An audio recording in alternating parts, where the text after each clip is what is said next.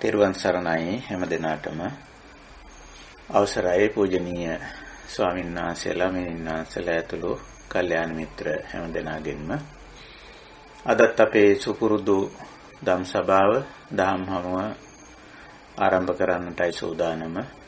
විවාහාර වර්ෂයෙන් අද 2021 වර්ෂයේ අප්‍රේල් මාසයේ 5 වෙනිදා සඳුදා දිනයක් උදෑසන 5:30ට අපි මේ මුණ ගැහිලා ඉන්නේ.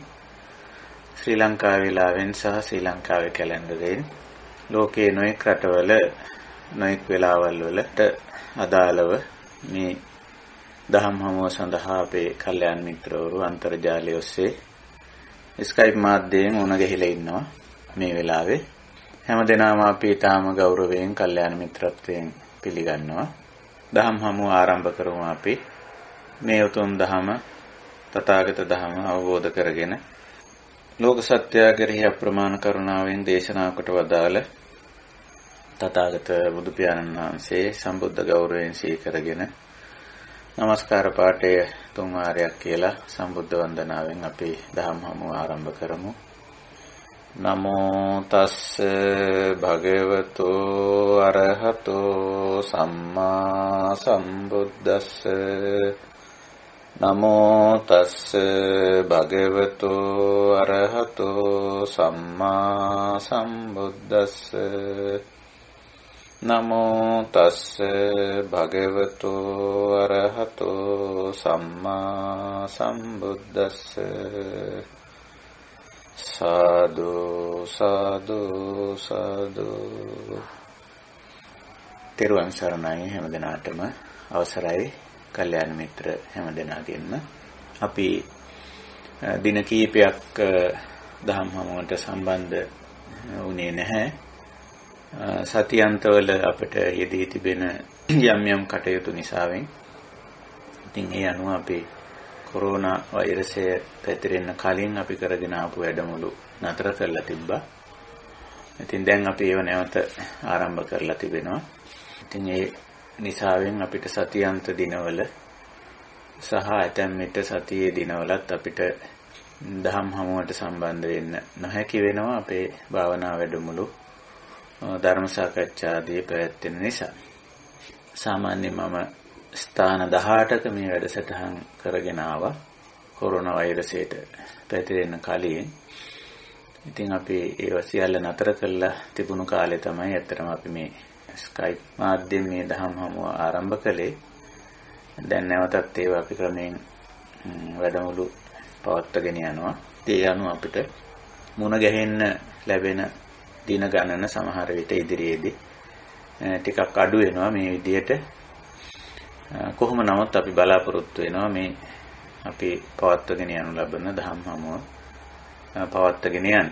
ඒ වගේම සමහර වෙලාවල් වලට ලෝකේ වෙනත් රටවල් වල ලංකාවේ වෙලාවත් එක්ක වෙලාව වෙනස්කම් තිබෙන නිසා සමහර ඇත්තන්ට මේ මොහොතේ මේ අපේ දහම් හමුව පවත්වන වෙලාවේ සම්බන්ධ වෙන්න නොහැකි ඇත්තටම. ඉතින් එක්කෝ මධ්‍යම රාත්‍රියේ එහෙම නැත්නම් දහවල් රාජකාරී වල යෙදී සිටින අවස්ථාව වෙන්න පුළුවන්. එහෙම නැත්නම්ට වෙනත් වෙලාවල් ලියලා අපිට තම තමන්ට අදාළ ධර්ම සාකච්ඡා කරගන්න එකතු වෙන්නත් පුළුවන්. දැනටමත් එහෙම වෙලාවල් යොදාගෙන අපි මොන ගිහිලා කතා බහ කරනවා. මොකද සමහර විට රාත්‍රී කාලවල මට ඉඩකඩ තිබෙනවා. ලංකාවේ වෙලාවෙන් සාමාන්‍යයෙන් රාත්‍රී 11 දක්වා පමණ. ඒක නිසා ඒ කාලය තුල එහෙම අවශ්‍යතාව තියෙන ඇත්තෝ අපිට ලියලා ස්කයිප් ගිණුමෙම ලිව්වනම් අපිට ඒක දැනගන්න පුළුවන් වෙනවා. ඒ අනුව අපිට වෙලාවල් යොදා ගන්න පුළුවන්. මොකද මේ ධර්ම මාර්ගයේ ඉදිරියට යද්දී නොඑක් විදිහේ ගැටලු ප්‍රශ්න ඇති වෙනවා. දැන් මේ අපි මේ දිනවල පවත්වාගෙන යන ලබන දහම් හමුවේ මාතෘකාව යථා භූත ඥාන දර්ශන ඇතිතතු දැකීම කියන මාතෘකාවෙන් අපි මේ දහම් හමුවාලා පවත්වාගෙන ඉන්නේ. ඉතින් එහිදී මම ධර්ම සාකච්ඡාවේ එළඹුම ටිකක් වෙනස් කළා. එළඹුම කියන එක මම හිතන්නේ නැත්තන්ට තේරෙනවා. ඉංග්‍රීසියෙන් approach කියලා කියන්නේ. යථාභූත ඥාන දර්ශන ඇතිතත්තු අවබෝධ කර ගැනීම කියන කාරණේ ටිකක් මේ ප්‍රායෝගික ජීවිතයට සම්බන්ධ දේවල් තුළින් තේරුම් ගන්න උත්සාහ කරත් වශයෙන්ම ආර්ය අෂ්ටාංගික මාර්ගයේ තමයි මේ විදිහට අපි සාකච්ඡා කරන්නේ. නමුත් සමහර අයට මේක හරියටම ගෝචර වෙලා නැති බවක් පේනවා. සමහර අයට හොඳට වැටහිලක් තියෙනවා. ඉතින් එහෙම වෙන්න පුළුවන්. මොකද අපේ අවබෝධය එක පැත්තකින් අවබෝධයේ වෙනස්කම් තිබෙනවා. අනිත් පැත්තේ මේ කරුණු කියන පැහැදිලි කරන මගේ යම්කිසි ආකාරයක දක්ෂතාවය හෝ අදක්ෂතාවය බලපාන්න පුළුවන්. මම උත්සාහ කරේ පහුගිය සාකච්ඡාවලදී අපි සාකච්ඡා කළ සූත්‍ර ගත්තොත් මේ පත්තකම්ම, අසිගාලෝවාද, යග්ගපජ්ජ වගේ සූත්‍ර අපි කතා කළා. ඒවයි මාතෘකා හැටියට තියෙන්නේ මේ එදිනෙදා ජීවිතයේ දේවල්. ආර්ථික, සමාජීය, දේශපාලන, පාරිසරික සිද්ධි, පුද්ගල සම්බන්ධතා, ද්‍රව්‍ය භාණ්ඩ වස්තු පරිහරණය, මේ වගේ දේවල් තියෙනවා. ඒකට සාමාන්‍යයෙන් කෙනෙකුට හිතෙන්න පුළුවන් මේවා මේ නිවනට අදාළ නොවන කාරණා කියලා. එහෙම වැටහිච්ච අයත් ඉඳලා තියෙනවා. ඉන්න බව පේනවා. නමුත් මේවා බුදුරජාණන් වහන්සේ දේශනා කළා තියෙන විදිහ තේරුම් නොගැනීමේ ප්‍රශ්නයක් ඇත්තටම තියෙන්නේ. එහෙම නැතුව මේවා නිවන් මාර්ගට අදාළ නැතිව දේශනා කරපුවා නෙමෙයි. මේවා හරියටම බැලුවොත් ඔක්කොම ඇතුළත් වෙන්නේ ආර්ය අෂ්ටාංගික මාර්ගයේ සම්මා ආජීව කියන මාර්ගාංගයට. සම්මා ආජීව කියන මාර්ගාංගය ඔබ දන්නවා. සම්මා ආජීව විස්තර කරලා තියෙන්නේ මිච්ඡා ආජීව තමයි විස්තර කරලා තියෙන්නේ බුදුරජාණන් වහන්සේ. කුහනා ලපනා නේමිත්තිගතා නිප්පේසිගතා ලාභේන ලාභන්නේ ජීවිෂණතා කියලා. එතකොට අන්නේ දේවල් වලින් තොරව ආජීව කියන්නේ දිවි පැවැත්ම කියන එක. එතකොට දිවි පැවැත්ම කියන එකට අදාළ වෙන දේවල් තමයි අපි පහුගිය සූත්‍ර වලින් කතා බහ කරේ. පත්තකම්ම දේශනාවත් ඒකේ හුඟක් වෙලාවට ආර්ථික පැත්ත කතා බහ කළේ. සිගාලෝවාද සූත්‍රයෙන් මම ගත්තේ කොටසයි චද්දිසා පටිච්චාදන කියන කොටස ගත්තේ. එහි අන්තර්ගත වුණේ සමාජ සම්බන්ධතා. එතකොට ආර්ථික සමාජීය අංශ නියෝජනය වෙන්නේ. ඒ වගේම අන්තිමට අපි කතා කර දීර්ඝාණු සූත්‍රය නමක් ව්‍යවහාර වෙනවා. වියග්ගපජ්ජ කියලා. ඒ සූත්‍රයනොත් අපි ගත්තේ ඒ විදිහටම පුද්ගලයාගේ ප්‍රධාන ධාරාවක්. ඊළඟට මම තවදුරටත් අදහස් කරගෙන හිටිය ඇත්තටම ඊට අදාළ මේ ආර්ථික සමාජීය දේශපාලන ආදී අංශවලට අදාළ මේ සූත්‍ර ටිකක් කතා කරන්න. විශේෂයෙන් ඔය චක්කවර්ති සීහනාද එහෙම නැත්නම් චක්කවර්ති සූත්‍ර වගේ ඒවා දේශපාලනීය අංශ ඒවා නියෝජනය වෙන්නේ. එතකොට මේ හැම අංශයක්ම පාරිසරික අංශය බුදුරජාණන් වහන්සේ දේශනා කරපු හරිම වැදගත් අපේ විනය පිටකය ඇතුළු ගාක් අංශවල මේ පාරිසරික සාධකය කතා කරලා තියෙනවා. එතකොට මේ හැම අංශයක් මගින්ම දුක ඇති වෙන ආකාරය, මේ හැම අංශයකම වැරදි භාවිතය තුලින් දුක ඇති වෙන ආකාරයත්, නිවැරදි භාවිතය තුලින් දුක්ඛ නිරෝධය වෙන ආකාරයත් තමයි පැහැදිලි කරන්නේ. මේක මේ ජීවිතයේදී මේ දුක්ඛ සමුදයයි දුක්ඛ නිරෝධයයි කියන දෙක සිද්ධ කරගත යුත්තේ මේ ජීවිතය තුල. මරණයෙන් පස්සේ එහෙම නෙමෙයි. අපිට මේ කොහොමද හරි අමුතු විදිහට බණ කියලා තියෙන්නේ. ඒ කියන්නේ දුක්ඛ සමුදය මේ ජීවිතයේදී දුක්ඛ නිරෝධය මරුණාට පස්සේ. එහෙමනේ උගන්වලා තියෙන්නේ. ඒකනේ අර මරුණම නිවන් සප ලැබේවා කියලා කියන්නේ. ඉතින් මේ ජීවිතයේදී කාට හරි නිවන් සප ලැබේවා කිව්වොත් මේක නිකන් අසුබ ප්‍රාර්ථනාවක් වගේ බවට පත් වෙලා තිබුණානේ. නමුත් බුදුදහමේ තියෙන්නේ දුක්ඛ සමුදය වෙන්නේ මේ ජීවිතයේදී. මේ අපි ගත කරන ජීවිතය තුලයි දුක හටගන්නේ. ඒ දුක හටගන්නේ මිත්‍යා දෘෂ්ටි, මිත්‍යා සංකල්ප, මිත්‍යා වාචා, මිත්‍යා කම්මන්ත, මිත්‍යා ආජීව, මිත්‍යා වායාම, මිත්‍යා සති, මිත්‍යා සමාධි නිසා. එතකොට අපි දකින්න ඕන මේවා මොන ක්ෂේත්‍රවල මොන අංශවලින් මතුවෙලා එනවද කියලා. කොයි පැතිකඩ වලින් මතුවෙලා එනවද කියලා දකින්න ඕන. එතකොට ඒ දුක්ඛය තමයි මේ අපි පෙන්වුම් කරේ. දුක්ඛ සමුදය දුක්ඛ නිරෝධ. අපි කිව්වා නිරෝධ සහ නිරෝධගාමිනී පටිපදා දෙක බොහෝ විට සමානයි. නමුත් දුක්ඛ සහ දුක්ඛ සමුදය එක ක්ෂේත්‍ර වලට අදාළව අපි දකින්න උත්සාහ කරනවා. එතකොට බුදුරජාණන් වහන්සේත් ඒකයි අර මම වචන දෙකක් පාවිච්චි කරා ගණිත භාෂාවේ මහා පොදු සාධකය කියන වචනය කුඩා පොදු ගුණාකාරය කියන වචනය පාවිච්චි කරා ඔබට මතක ඇති. බුදුරජාණන් වහන්සේ මහා පොදු සාධකය තමයි දේශනා කරන්නේ. මේ චතුරාර්ය සත්‍ය කියන්නේ සියල්ලටම පොදු දෙය. නමුත් මේක තේරුම් ගැනීමේ පහසුව සඳහා කුඩා අංශවලට කඩලා ආර්ථික ක්ෂේත්‍රයේ සමාජීය අංශේ පුද්ගල සම්බන්ධතා අංශේ පාරිසරික අංශේ වශයෙන් මේක පෙන්වනවා. නැත්තම් කායික මානසික අංශ ওই විදිහට පෙන්වනවා. ඉතින් එහෙම අපිට දැක ගන්න පුළුවන් වෙන්න ඕන. මේ අපි කතා කරන්නේ චතුරාර්ය සත්‍ය. එතනින් පිටස්සර කාරණයක් නෙවෙයි. නමුත් අපිට පුරුදු වෙලා තියෙනවා මේ ආර්ථික සමාජීය දේශපාලනික පාරිසරික සාධක නිවනට අදාළ නැහැ. ඒව මේ ජීවිතය ගත කරන්නයි තියෙන්නේ. නිවන කියන්නේ වෙනම එකක් කියලා. ඒක මේ ජීවිත සමහරව හිතාගෙන ඉන්නේ නිවන මේ ජීවිතේත් නෙමෙයි මරුණයින් පස්සේ හම්බ වෙන එකක් කියලා. ඒ වගේ විශාල වැරදි දෘෂ්ටි තියෙනවා. මම හිතන්නේ මේ දෘෂ්ටි වලින් ගලවන එක ඒ තරම් පහසු වෙන එකක් නැහැ. ඉතින් මේ පහුගිය සූත්‍ර දේශනා 3ක් විතර මම කතා කරා. ඒ තුනෙන් ගත්තේ ප්‍රධාන වශයෙන් ආර්ථික සහ සමාජීය අංශ. අපි හුඟක් දුක් හදාගන්නේ ප්‍රශ්න ගැටලු ඇති කරගන්නේ ඔය අංශ දෙකේ. ධනය ඉපයීම, ඒ වගේම ධනය බෙදා හදා ගැනීම, වියදම් කිරීම, ආයෝජනය කිරීම මේ වගේ අංශවලදී තමයි අපි දුක් හදාගන්නේ. ඉතින් ඒක දකින්න ඕන. දැකලා ඒ ධනය පිළිබඳ අංශයේදී අපි දැනගන්න ඕනේ ඒ සම්මා පටිපදාවට එන්නේ. එතකොට තමයි එතන තමයි නිවන තියෙන්නේ. දැන් අපිට පුරුදු කරලා තියෙන්නේ මිල මුදල් නැත්නම් ආර්ථික කටයුතු වලින් අයින් වෙලයි නිවන් දකින්නේ කියලා. එහෙම තමයි මේ ඔය වැරදි බණවල කියවිලා දෙන්නේ. ඒකනේ ජාත රූප රජිත පටිග්ගහනා වේරමණී කියන ශික්ෂාපදේ තෝරලා තියෙන්නේ සල්ලි අතින් අල්ලන්නේ නැතුව ඉඳීම කියලානේ. එහෙමයි තෝරලා තියෙන්නේ. නමුත් පටිග්ගහන කියලා කියන්නේ අතින් ඇල්ලීමක් පිළිබඳ කාරණයක් නෙවෙයිනේ. පටිග්ගහන කියන්නේ තණ්හා මාන දිට්ඨි ඇති කර ගැනීම. ජාත රූප රජත කියන්නේ ස්වභාවික වටිනාකම්.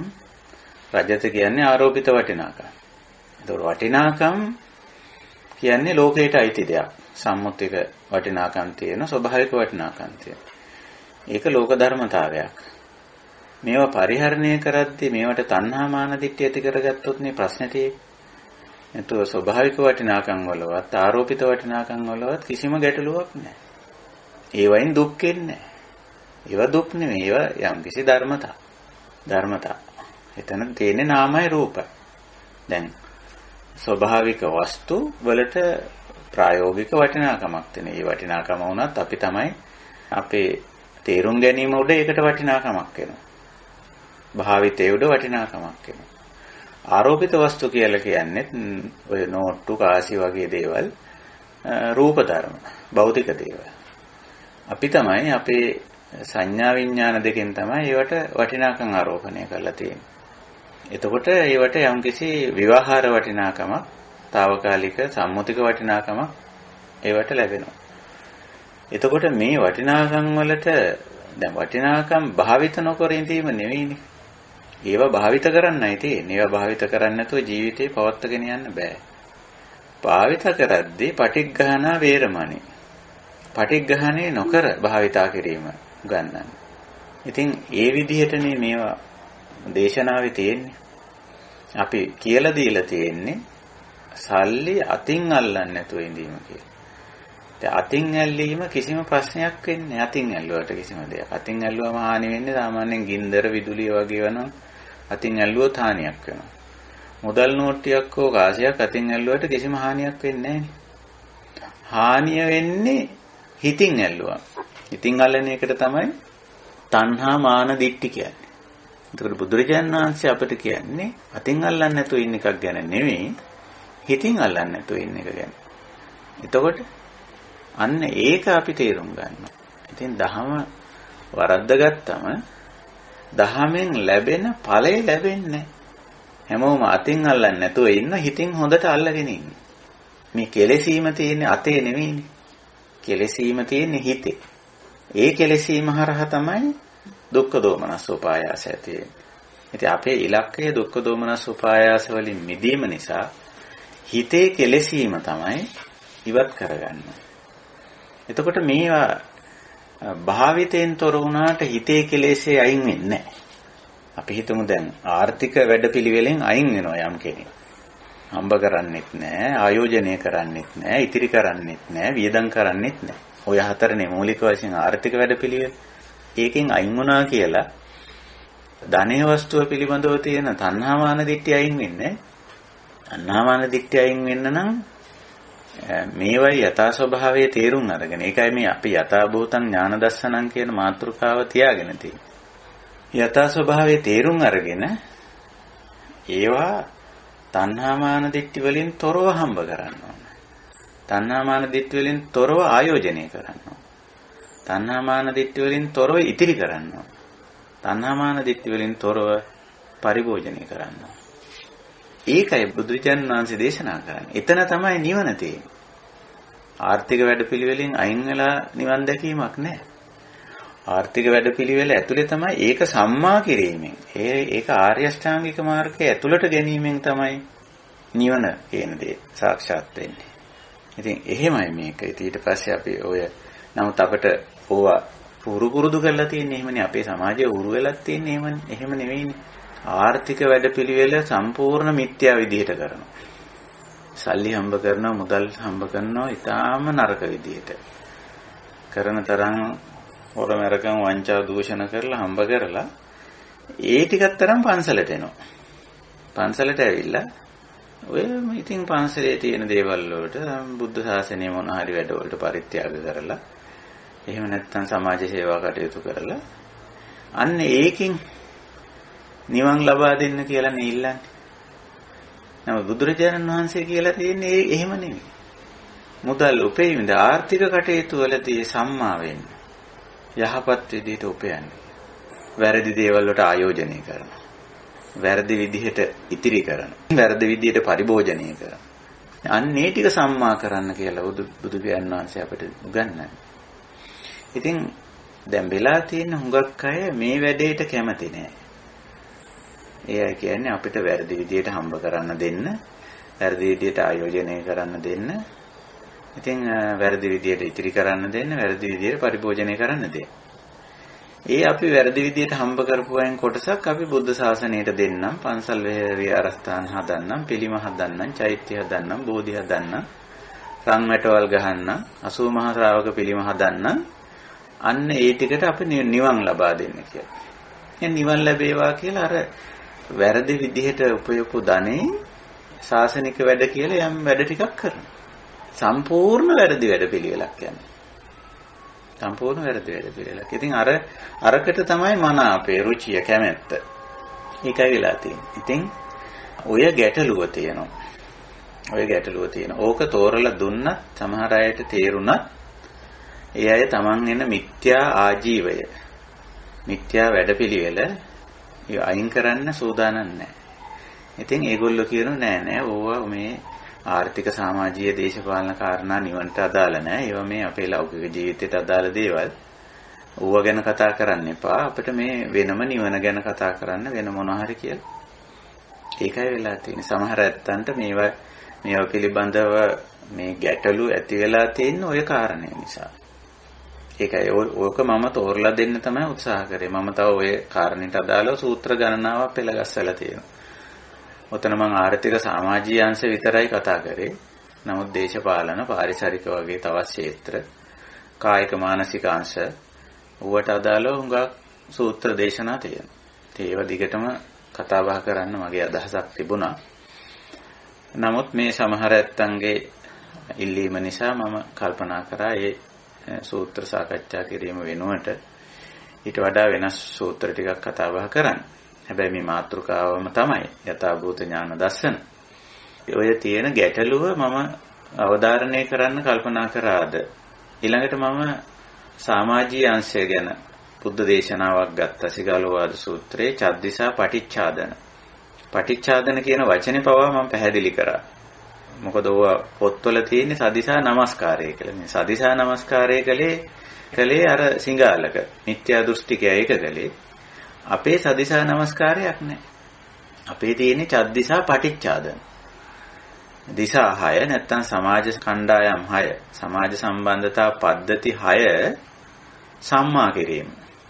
ඔය සමාජ සම්බන්ධතා පද්ධති 6 අර්බුද නිසා තමයි ජීවිතේට දුක ඇති වෙන්නේ. දැන් අපිට සමාජ සම්බන්ධතා පවත්වන්න නැතුව කටයුතු කරන්න බෑ. කාටවත් බුදුවරයෙකුටවත් බෑ. බුදුවරයත් ඔය එකකට අඩුම ගානේ වැටෙනවනේ. ගිහි පැවිදි සම්බන්ධතා කියන එක උත්තරා දිශාවට වැටෙන බුදුවරයා. අඩුම වශයෙන්. එතකොට සමාජ සම්බන්ධතා වලින් ඉවත් වෙන්න බෑ. අපි එක එක්කෙනාට ඔය සමහර අයට ස්වාමි පුරුෂ භාර්යා සම්බන්ධේ නැතුව ඇති අවිවාහක නිසා. දැන් අපිටත් එහෙම නැහැ. අවිවාහක ගිහියැත්තොත් ඉන්නෝනේ. ඉතින් ඒක නැතුව ඇති. ඊළඟට දරුවෝ නැති අය ඇති. එතකොට දූ දරු සම්බන්ධතාව නැතුව ඇති. නමුත් මේ සමාජ සම්බන්ධතා වලින් අවම වශයෙන් එකක්වත් භාවිතා වෙනවා. එතකොට සමාජ සම්බන්ධතා වලින් තොරව නැත්තම් පුද්ගල සම්බන්ධතා වලින් තොරව පුද්ගලයෙකුට පවතින්න බෑ. අඩුම ගානේ සංඝ සමාජය කියන එක අර්ථකථනය කරන්නවත් බෑ. දැන් මේ ඒස භගවතෝ ශාවක සංඝෝ සංඝ රත්නේ අර්ථකථනය කරන්නේ කොහොමද? සමාජ සම්බන්ධතා වලින් තොරව සංඝ සමාජය කියන එක අර්ථකථනය කරන්නේ. ඉතින් සමාජ ජීවිතයක් නැත්තම් සංඝ රත්නයක් ඉන්න විදිහක් නැහැ නේ. එහෙනම් රත්න දෙකයි.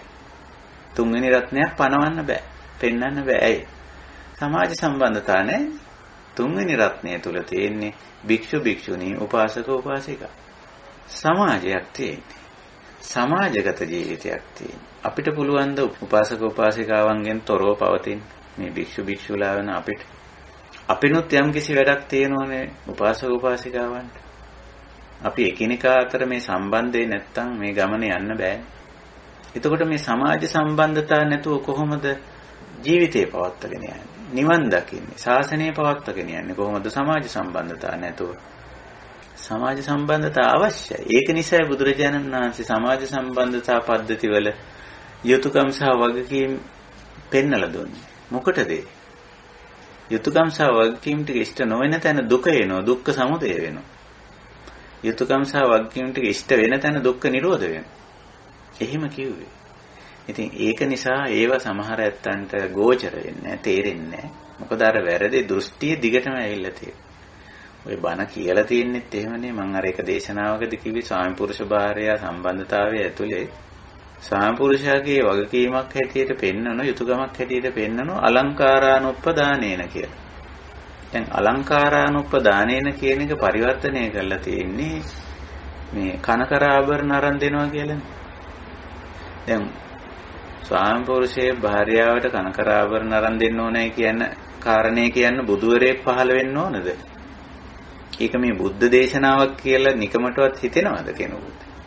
ඒ වගේ ඕලාරික ප්‍රකාශනයක් හැටියට මේ බුද්ධ දේශනාව පරිවර්තනය කරලා තියෙන ඕලාරික විදියට නෑ. එදා මම පැහැදිලි කරා ඒක.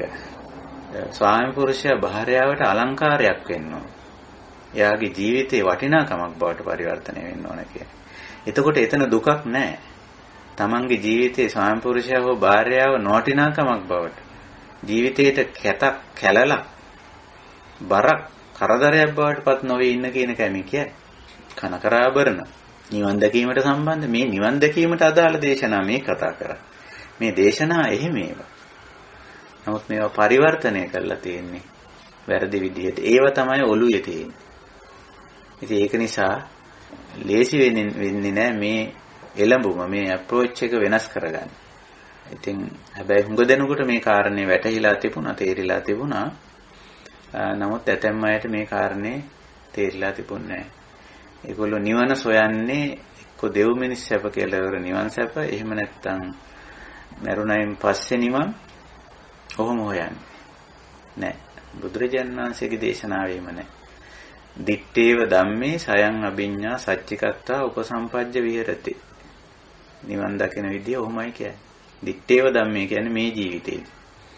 මේ දැන් අපි ගත කරන ජීවිතේ මේකේ තියෙන ගැටලු ප්‍රශ්න දුක්ඛ දෝමනස්ස ටික සයං අභිඤ්ඤා සච්චිකත්වා තමා විසින්ම ගැඹුරු ඥානයෙන් දැන දැක සාක්ෂාත් කරගෙන වාසය කිරීම නිබ්බාන නිවීම. ඉතින් එහෙමයි මේකේ ස්වභාවය. ඉතින් කොහොම නමුත් මේ වගේ දේවල් සම්ප්‍රදායික වැරදි විදිහට ධර්මයේ අර්ථකථනය කිරීමත් ඒ සම්ප්‍රදායික මතිමතාන්තර වලට පිහිටා සිටීමත් නිසා සමහර අය හිතනවා මේවා මේ දේශනා මේ නිවනට අදාළ නැති දේශනා කියලා. ඒකයි තියෙන්නේ. ඉතින් කොහොම නමුත් අපි මේ මාතෘකාවෙන් ඉදිරියට යන්න බලාපොරොත්තු වෙනවා. තව දුරටත් යථා භූතං ඥාන දස්සනං සුවිසුද්ධං කියන බුදුරජාණන් වහන්සේගේ දේශනාව ඔස්සේ ඇතිතතු දැකීම පවතින දේ ඇත්ත తත්වය. දැන් පවතින දේ මොකද්ද? පවතින දේ දුක්ඛ වෙන්න පුළුවන්. ඉතින් අපි ඒකේ යථා ස්වභාවය දකින්න ඕනේ. මේ දුක හේතුඵල ධර්මානුකූලව දකින්න. මොන අංශයෙන්ද ඇති වුනේ? මොන හේතුව නිසාද ඇති වුනේ? ඇයි ඒක පවතින්නේ තවදුරටත්? මේක නිරුද්ධ කරන්න බැරිද? නිමා කරන්න බැරිද? අවසන් කරන්න බැරිද? ඒක. ඉතින් ওই විදියට. ඉතින් අපි බලමු මේ මාතෘකාව ඔස්සේම තව ටිකක් සාකච්ඡා කරන්න. කොහොම නමුත් මම පෙළගස්වාගෙන තිබුණු සූත්‍ර මාලාව මම තරමක් වෙනස් කරනවා. මම කිව්වා මේ පහුගිය සාකච්ඡාව අවසානයේ දීඝජානු සූත්‍රය අවසන් කර වෙලාවේ අපේ කල්යාණ මිත්‍රයන්ට තව කැමති නම් සූත්‍ර ආදී දේවල් යෝජනා කරන්න කියලා. තියනෝ යෝජනා වුණා අපි මේ සාකච්ඡා කරන අවස්ථාවක. ඒ අනුව මම අද මේ මාතෘකාවෙන් තවත් දුරටත් මේ ධර්ම සාකච්ඡාව ඉදිරියට ගෙනියන්න මජ්ක්‍ධිම නිකායේ සූත්‍රයක් තෝරගත්තා. මහා පුන්නම සූත්‍රය. ඇතුළත් වෙන්නේ මජ්ක්‍ධිම නිකායේ තුන්වෙනි කොටස. තුන්වෙනි කොටස අපි හඳුන්වන්නේ උපරි පඤ්ඤාසකය කියලා. උපරි පඤ්ඤාසකයේ මුල් වර්ගයේ දේවදහ වර්ගයේ ඇතුළත් සූත්‍රයක් මහා පුන්නම සූත්‍රය කියලා කියන්නේ. එහි 9 වෙනි සූත්‍රයේ හැටියට තමයි සූත්‍රය ඇතුළත් වෙලා තියෙන්නේ. මේක බුද්ධ දේශනාවක් විදිහට ඇතුළත් වෙලා තියෙනවා. එතකොට අපේ මේ මාතෘකාවට සම්බන්ධ කරගන්න බලමු. කායික මානසික අංශය කියන අංශය සලකලා තමයි මම මේ මාතෘකාව සම්බන්ධ කරගත්තේ. කලින් අපි සූත්‍රවල ගත්තේ ආර්ථික අංශ, සමාජීය අංශ වගේ අංශ ගත්තේ. දැන් මෙතන කායික සහ මානසික කියන අංශයට අදාළව මම කල්පනා කරා මේ සූත්‍රය කතා කිරීම සුදුසුයි කියලා. හැබැයි කායික මානසික ආර්ථික සමාජීය සියල්ලම වගේ මේ කාරණේදී නියෝජනය වෙනවා. මොකද මේකෙදී සාකච්ඡා වෙන්නේ පංචස්කන්ධ සහ පංච උපාදානස්කන්ධ පිළිබඳව මූලික වශයෙන්. ඒක නිසා අපි මේ සූත්‍රය යෝජනා වෙච්ච සූත්‍රයක් හැටියට කතා බහ කරන්න කල්පනා කළා. මම සූත්‍රය පැහැදිලි කරගෙන යන්නම්.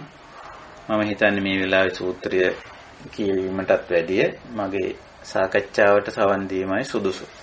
සූත්‍රය කියවීම පසුවට කරන එක වඩා සුදුසුයි. ඉතින් ඔබ කැමති විදිහක පාලි පෙළ බලාගත්තත් ප්‍රශ්නයක් නැහැ. මොකද අන්තර්ජාලයේ දැන් මේවා තියෙනවානේ. අපි පාවිච්චි කරන මොදුකාංගේ බලා ගන්න පුළුවන්.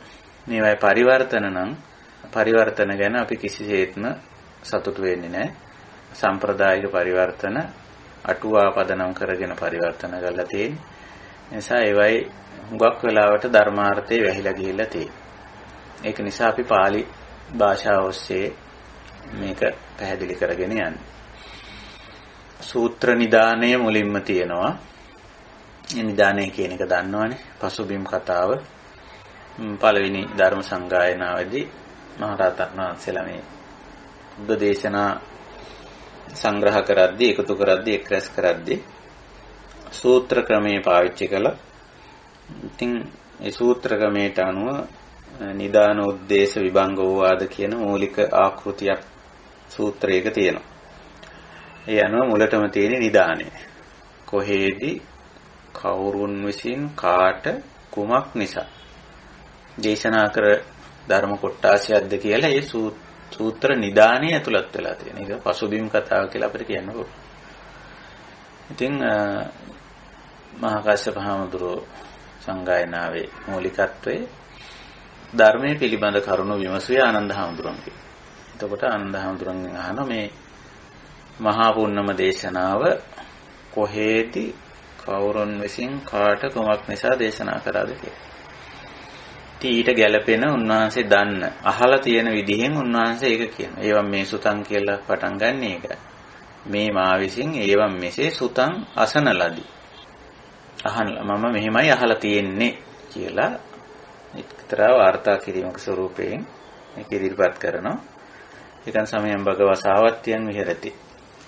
බුදුජාණන් වහන්සේ සවැත් නුවර මිගාරමාතුපාසාදේ පුබ්බාරාමේ පූර්වාරාමයේ කියලා ආරාමයක් තිබුණා. වාර්තා වෙන විදිහට විසාකා උපාසිකාව විසින් සකස් කර විසාකාවටම පర్యాయ නමක් තිබුණා මිගාරමාතා කියලා.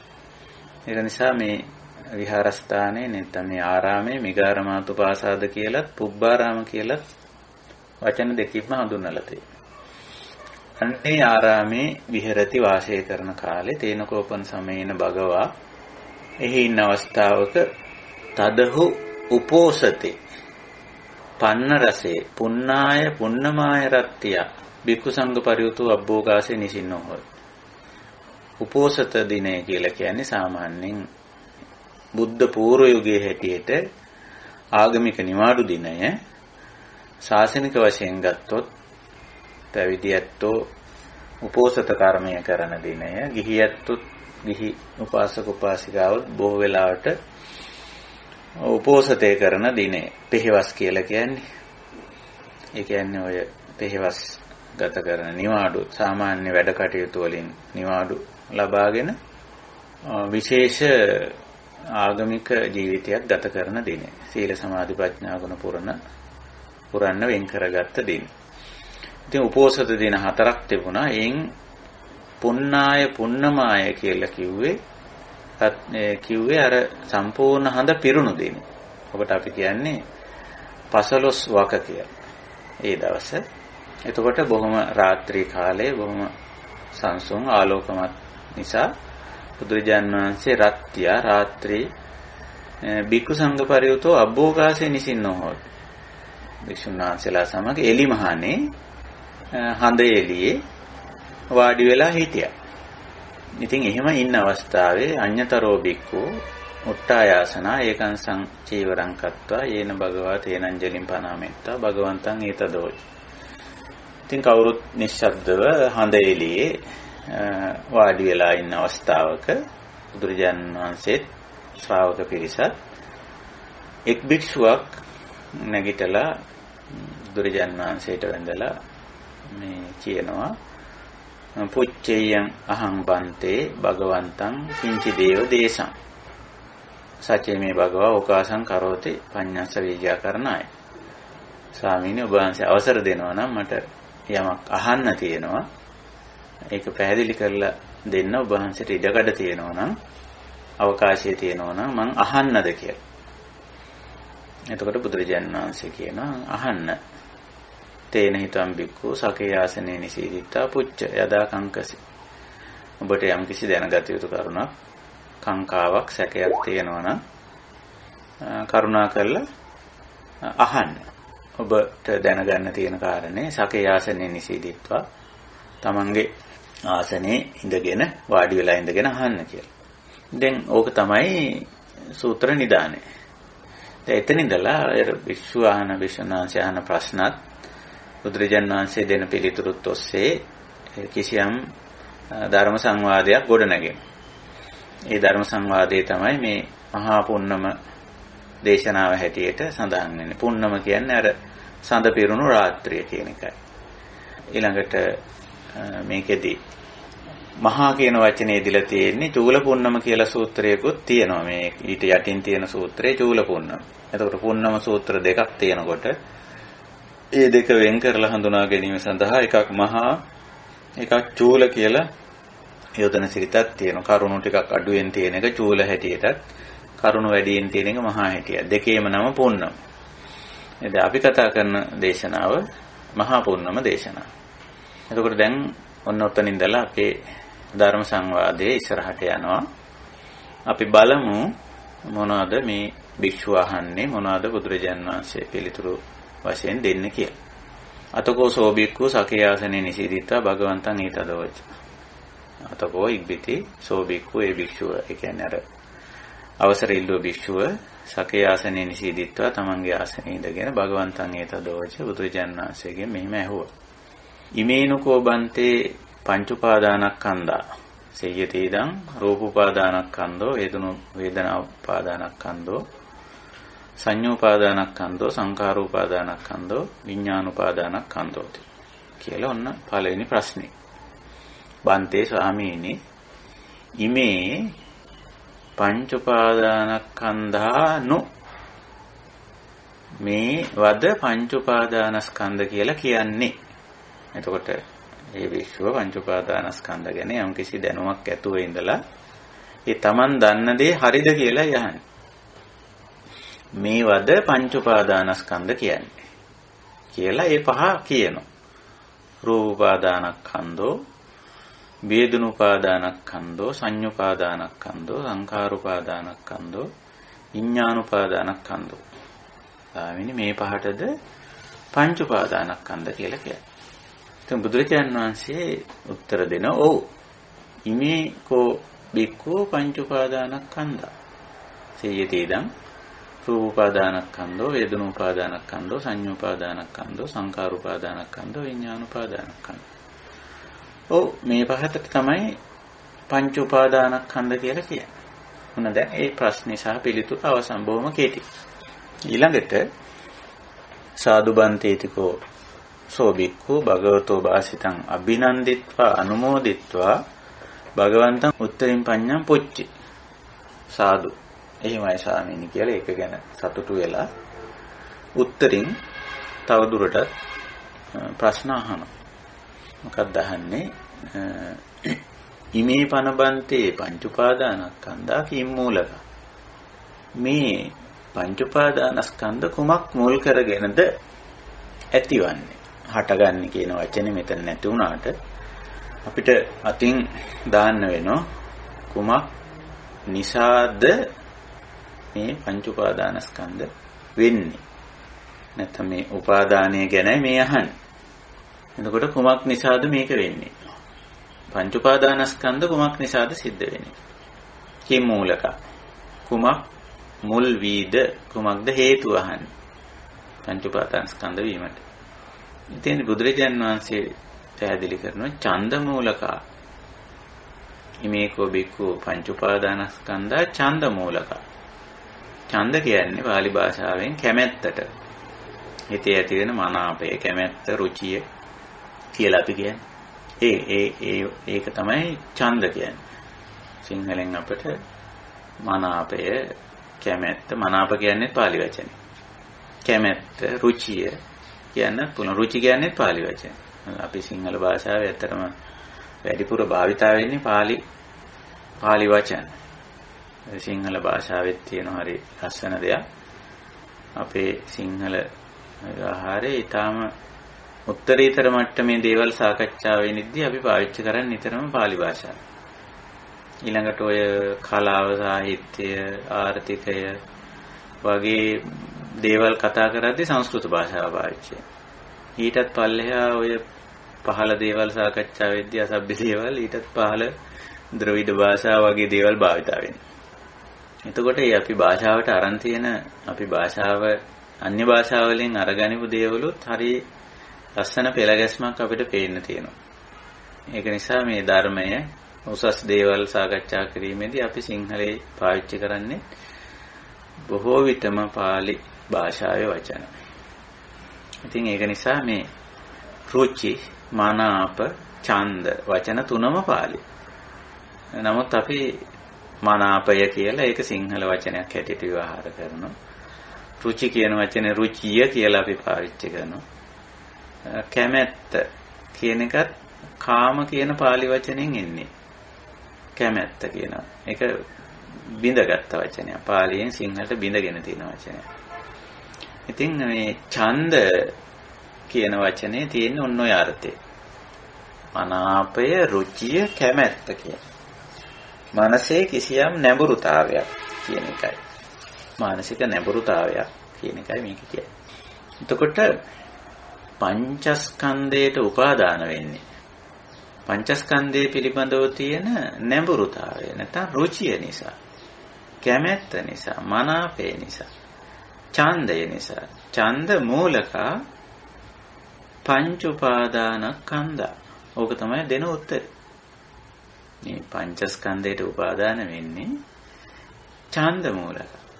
කැමැත්ත නිසා. ඉතින් කැමැත්ත ඇති වෙන්නේ ඇයි? පංචස්කන්ධයට. ඒක මේ සූත්‍රයේ පහළට විස්තර වෙනවා හරිම ලස්සනට. රූප වේදනා සංඥා සංකාර විඥාන කියන නාම සහ රූප වලින් ස්කන්ධ ගොඩනගෙන හැටි පෙන්නනවා ඉස්සර වෙලා බුදුරජාණන් වහන්සේ. රූප කියන්නේ රූප ශබ්ද ගන්ධ රස ස්පර්ශ වශයෙන් අපිට දැනෙන භෞතික දේවල්. රූප කියන්නේ.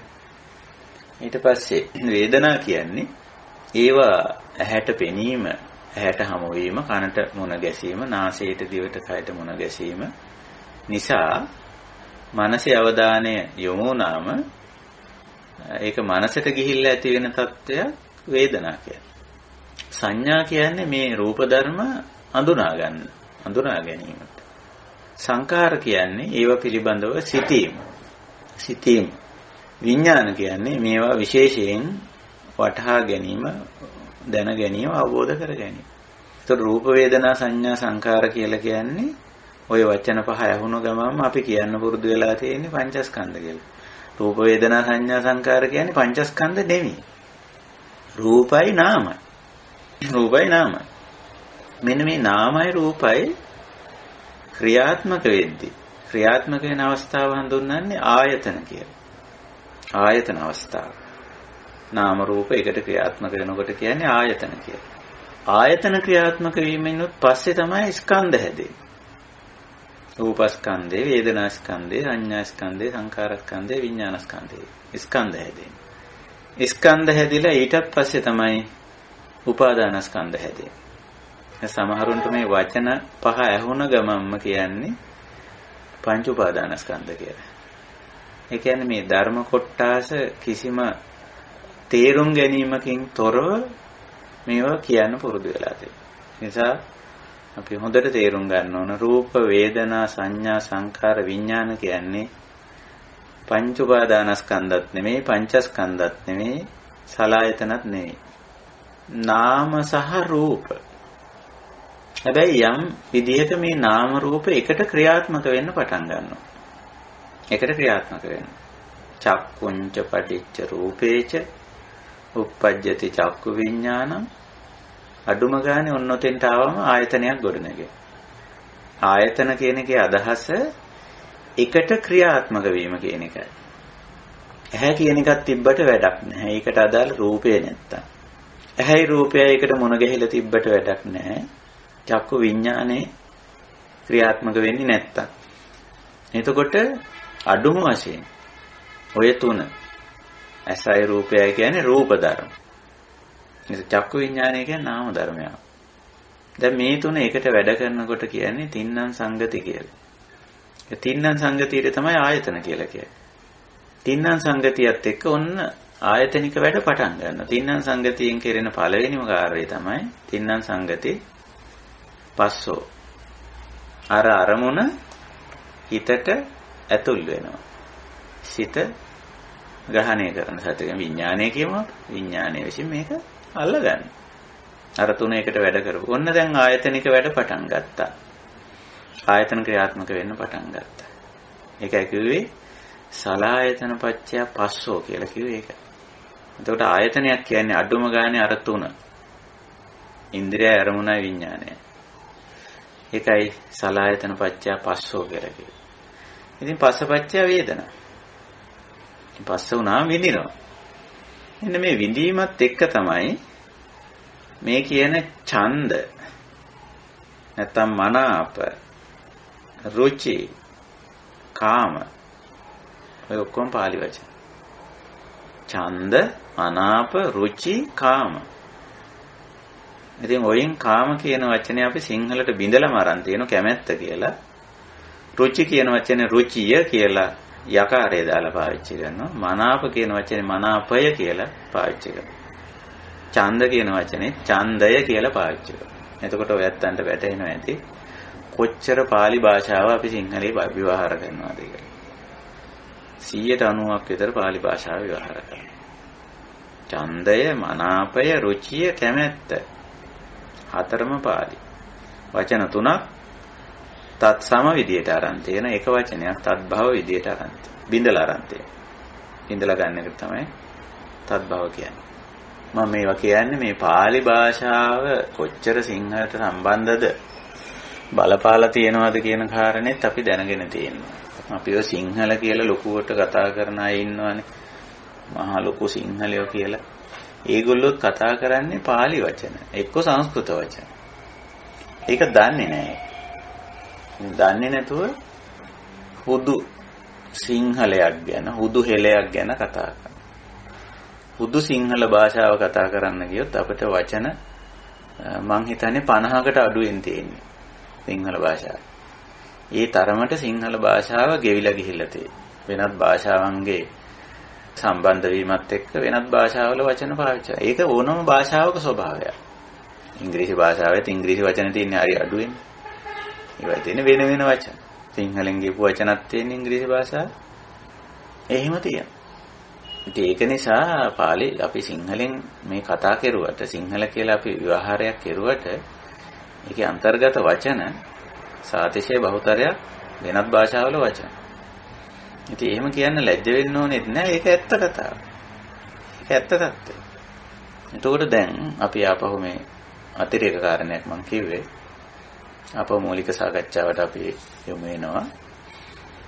ඒකට බුදුජාණන් වහන්සේගෙන් අහන්නේ මේ භික්ෂුව මේ පංච උපාදානස්කන්ධ ඇති වෙන්නේ කුමක් මූලික වෙලාද? කිම් මූලක. කිම් මූලක කියලා තවත් සූත්‍ර තියෙනවා. සමහරවිට අහලා ඇති. ඒ කිම් මූලක සූත්‍රයේත් මේ ඡන්ද මූලක සබ්බේ ධම්මා කියලා දේශනා කරලා තියෙනවා. එතන. ඒක ඡන්ද කියන්නේ ඔය රුචිය, කැමැත්ත, මනාපය කියන එකයි. එතකොට ඇයි රුචිය ඇති වෙන්නේ? ඇයි කැමැත්ත ඇති වෙන්නේ? ඇයි මනාපය ඇති වෙන්නේ? පංචස්කන්ධයට. පංචස්කන්ධයට රුචිය, මනාපය, කැමැත්ත ඇති වෙන්නේ එහි තියෙන වින්දනීය පක්ෂය නිසා, වේදනා නිසා.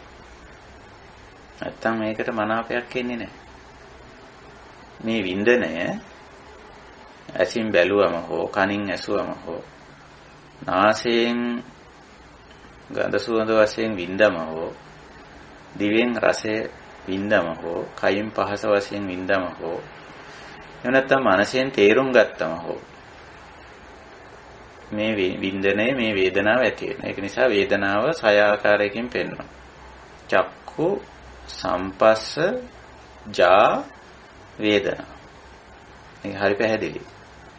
චක්කු කියන්නේ ඇස, සම්පස්ස කියන්නේ අර තින්නම් සංගතියෙන් වෙන. චක්කුංච පටිච්ච රූපේච උප්පජ්ජති චක්කු විඥාන. තින්නම් සංගති පස්සෝ. ඒක තමයි එතන පස්ස කියන්නේ. ජා කියන්නේ හටගත් කියන අර්ථය. ජනිතාර්ථය. චක්කු සම්පස්ස ජා වේදනා. ඔය විදිහටම සෝත සම්පස්ස ජා වේදනා. ගාන සම්පස්ස ජා වේදනා. જીවහා සම්පස්ස ජා වේදනා. කාය සම්පස්සජා වේදනා, මනෝ සම්පස්සජා වේදනා. විඳීම කියන එකයි වේදනා කියලා කියන්නේ. කැක්කුමට එහෙම නෙමෙයි වේදනා කියන්නේ. ගායට කැක්කුමට සිංහලෙන් වේදනා කියනවනේ. නමුත් වේදනා කියන්නේ විඳීමට. ඔය විඳීම සමහර විට සුඛ වෙන්න පුළුවන්, සමහර විට දුක්ඛ වෙන්න පුළුවන්, සමහර විට අදුක්ඛම සුඛ වෙන්නත් පුළුවන්. ඔය විඳීම. එතකොට මෙන්න මෙතන තමයි මේ මනාපය උපදින තැන, ඡන්දය උපදින තැන. කැමැත්ත හටගන්න තැන. රුචිය ඇති වෙන තැන. කොතනද? වේදනා. එතකොට මේ ඉන්ද්‍රිය අරමුණ විඥානයේ පස්සේ වේදනාව ඡන්දය. මේ ධර්මතා ටික පටිච්ච සමුප්පන්නයිනේ හේතුඵල ධර්මතා. එකක් එකිනෙකට ප්‍රත්‍ය වෙමින් ආධාර වෙමින් උපකාරී වෙමින් සම්බන්ධ වෙමින් මේ ධර්මතා මාලාව පටිච්ච සමුප්පන්න ආකාරයෙන් හටගන්නේ. ඡන්දය දක්වන. කැමැත්ත. එතකොට මේවා ධර්මතා. ස්වභාව ධමයට අයිති දේවල්. කාගේවත් වැරදිවත් කවුරුවත් කරන පව් අකුසල්වත් එහෙම මොකුත් නෙවෙයි. ධර්මතා. ඒවා ඇහැ කියන එක හේතුඵල ධර්මානුකූලව ඇති වෙලා තියෙන.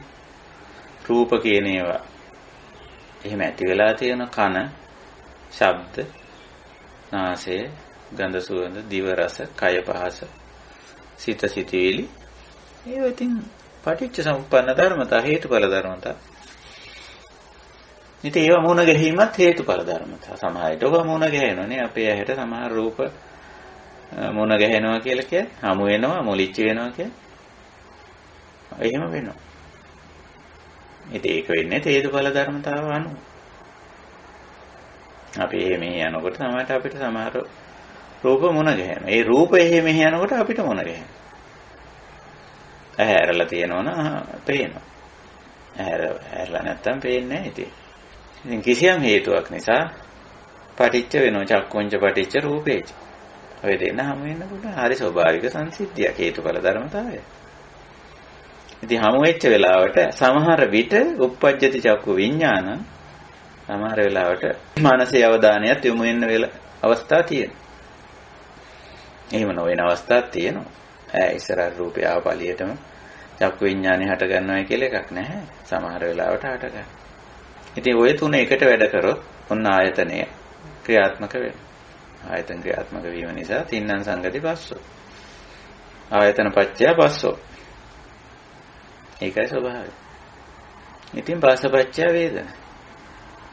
පස්ස වුණොත් විඳීමක් සිද්ධ වෙනවා. වේදනා පච්චය අන්න ඡන්ද නැත්නම් ඔකට තණ්හා කියන්න පුළුවන්. තණ්හා කියන தત્ත්වය නෙමෙයි ඡන්ද කියන්නේ. තණ්හා කියන මට්ටම අපි ගන්නෙ සාමාන්‍යයෙන් කිසියම් ආකාරයකට සියුම් අකුසල தත්වයක් හැටියට. නමුත් ඡන්ද කියන්නේ අකුසලයක් නෙවෙයි. ඡන්ද කියන්නේ අර අරමුණට විඥානයේ ඇති වෙන නැඹුරුතාවය. ඒ නැඹුරුතාවයක් ඇති වෙන්නේ. ඒ කැමැත්තක් ඇති වෙන්නේ. ඕක අපිට හොඳට පැහැදිලි කාරණයක්. යම් කිසි දෙයකට කැමති ඇයි කියලා අපි පෞද්ගලිකව අපෙන් අහලා බලමු. තමන්ගේ ඡන්ද ලයිස්තුව ලියලා බලමු. හැමෝටම ඡන්ද ලයිස්තුවක් තියෙනවා. ඡන්ද ඕක ලියන්න ඕලුවා. මොකටද කැමති? මොනවටද කැමති? මොන අයටද කැමති?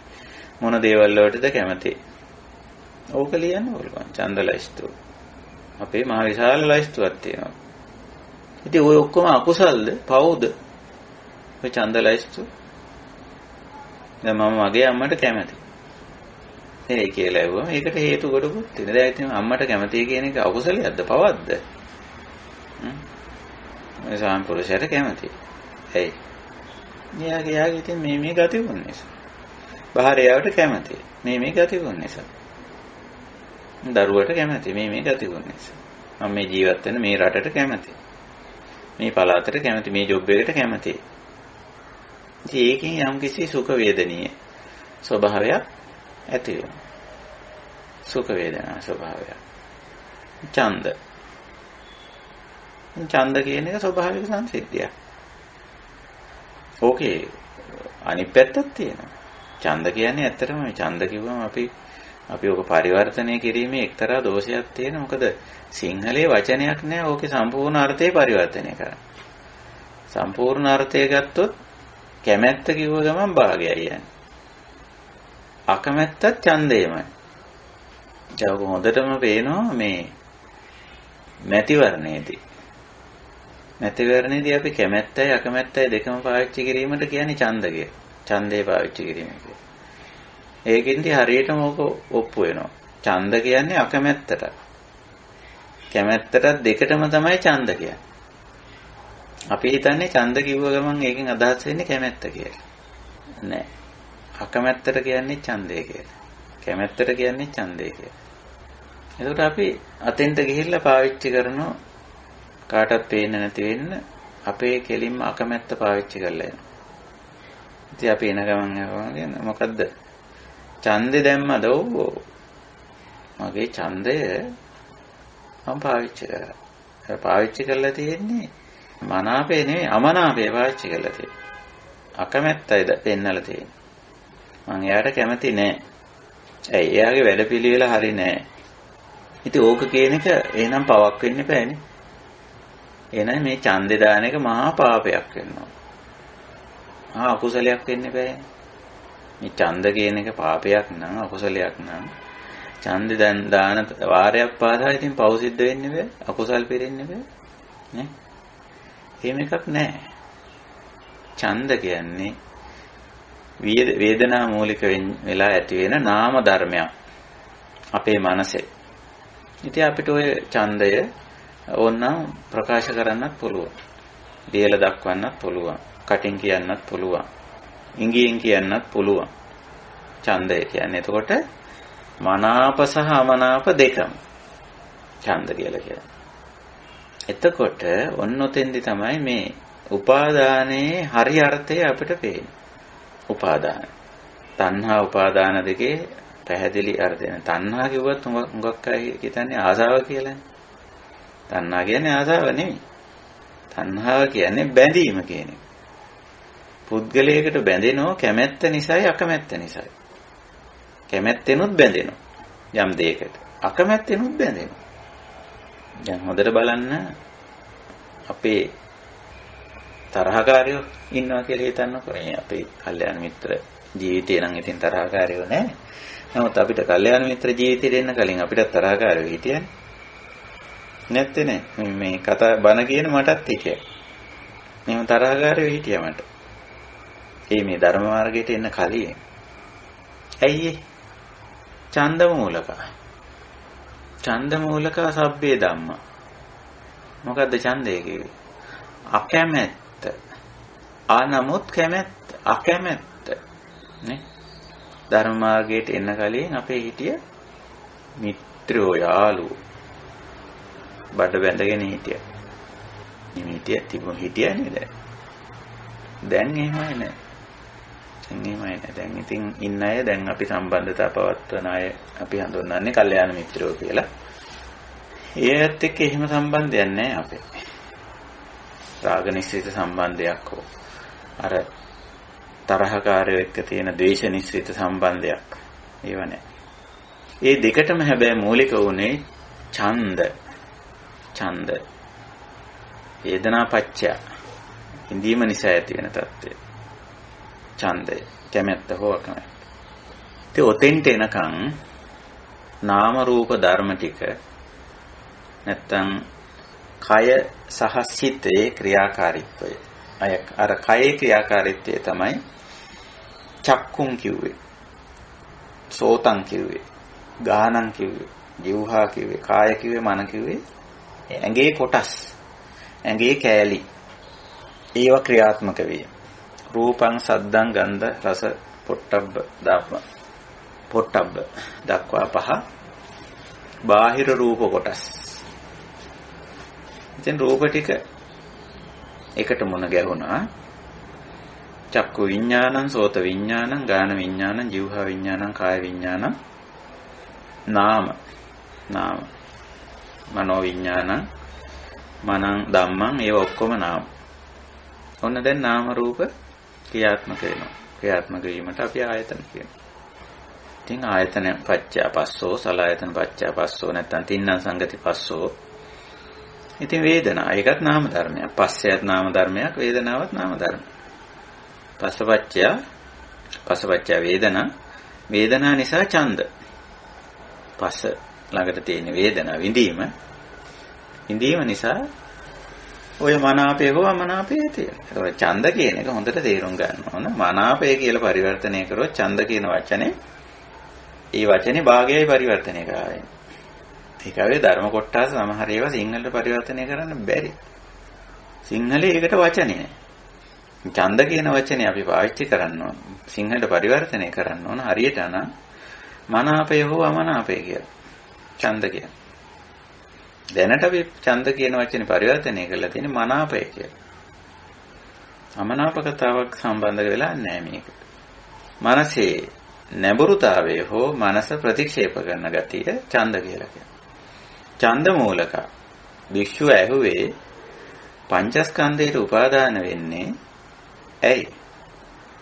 බුදුරජාණන් වහන්සේ කියන මනාපය හෝ අමනාපය නිසා. රුචිය හෝ අරුචිය නිසා. කැමැත්ත හෝ අකමැත්ත නිසා. එහෙම. ඉතින් කැමැත්ත හෝ අකමැත්ත ඇති වෙන්නේ ඇයි? අපි හේතුඵල ධර්මානුකූලවනේ යමක් පිළිගන්නේ. ඔව් මෙතන කැමැත්තක් අකමැත්තක් ඇති වෙනවා. ඒක හේතුවක් තියෙනවා. මේ කැමැත්ත හෝ අකමැත්ත නැත්නම් ඡන්දය පටිච්ච සමුප්පන්න නිසා වෙන දෙයක්. කොමක් නිසාද? වේදනා පත්‍ය. විඳීම නිසා. විඳීම නිසාමද? බුදු වේදනාව නිසාමද? නැහැ. වේදනාවෙත් තියෙන මූලික ලක්ෂණ තුනක්. සුඛ ගතිය, දුක්ඛ ගතිය සහ අදුක්ඛම සුඛ ගතිය. සුඛ කියන්නේ කය සහ මනසට ඒ වින්දනය දරා ගන්න පහසුයි. සුඛ කය දෙන්නේ නිතරම කම ධාතුව දරා ගැනීම අර්ථේ. සුඛ කියන්නේ පහසුයි කියන්නේ. දරා ගැනීමට පහසු නිසා සුඛ කියන. අනිත් පැත්තෙන් දු කියන්නේ දුෂ්කරාර්ථේ. ක දරා ගැනීමට අපහසුයි. මේ වින්දනය තුල තියෙනවා වින්දනයේ ගති තුනක් පෙන්නනවා. සුඛ වේදනා වින්දනය දරා ගන්න පහසුයි. දුක්ඛ වේදනා වින්දනය දරා ගන්න අපහසුයි. අදුක්ඛම සුඛ වේදනා ඒ දරා ගැනීමට පහසු අපහසු බවක් විශේෂයෙන් පෙන්වන්නේ නැහැ. නමුත් වේදනා තත්වයේ තියෙන. ඒක නිසා ඒක අදුක්ඛ අසුඛ වේදනා කියලා තමයි කියන්නේ. ওই විදිහට වේදනාවේ තියෙන මේ ලක්ෂණ තුන අනුවයි මනාපය ඇති වෙන්නේ. කැමැත්ත හෝ අකමැත්ත මනාපය කියන්නේ. කැමැත්ත හෝ අකමැත්ත ඇති වෙන්නේ මේ ලක්ෂණ තුන අනුව. අදුක්ඛම සුඛ වේදනාවේදී විශේෂ මනාප ගතිය, ඡන්ද ගතිය උගාක්ම අඩුයි. ඡන්දය තියෙන්නේ දුක්ඛ වේදනාවේදී, සුඛ වේදනාවේදී දෙක. නැඹුරුතාවය ඇති වෙන්නේ. ඇයි එහෙම නැඹුරු වෙන්නේ? සුඛ වේදනාවට මනස නැඹුරු වෙන්නේ ඒ සුඛ වේදනාව නැවත නැවත විඳීමේ අවශ්‍යතාවය නිසා. ඡන්දය ඇති වෙන්නේ.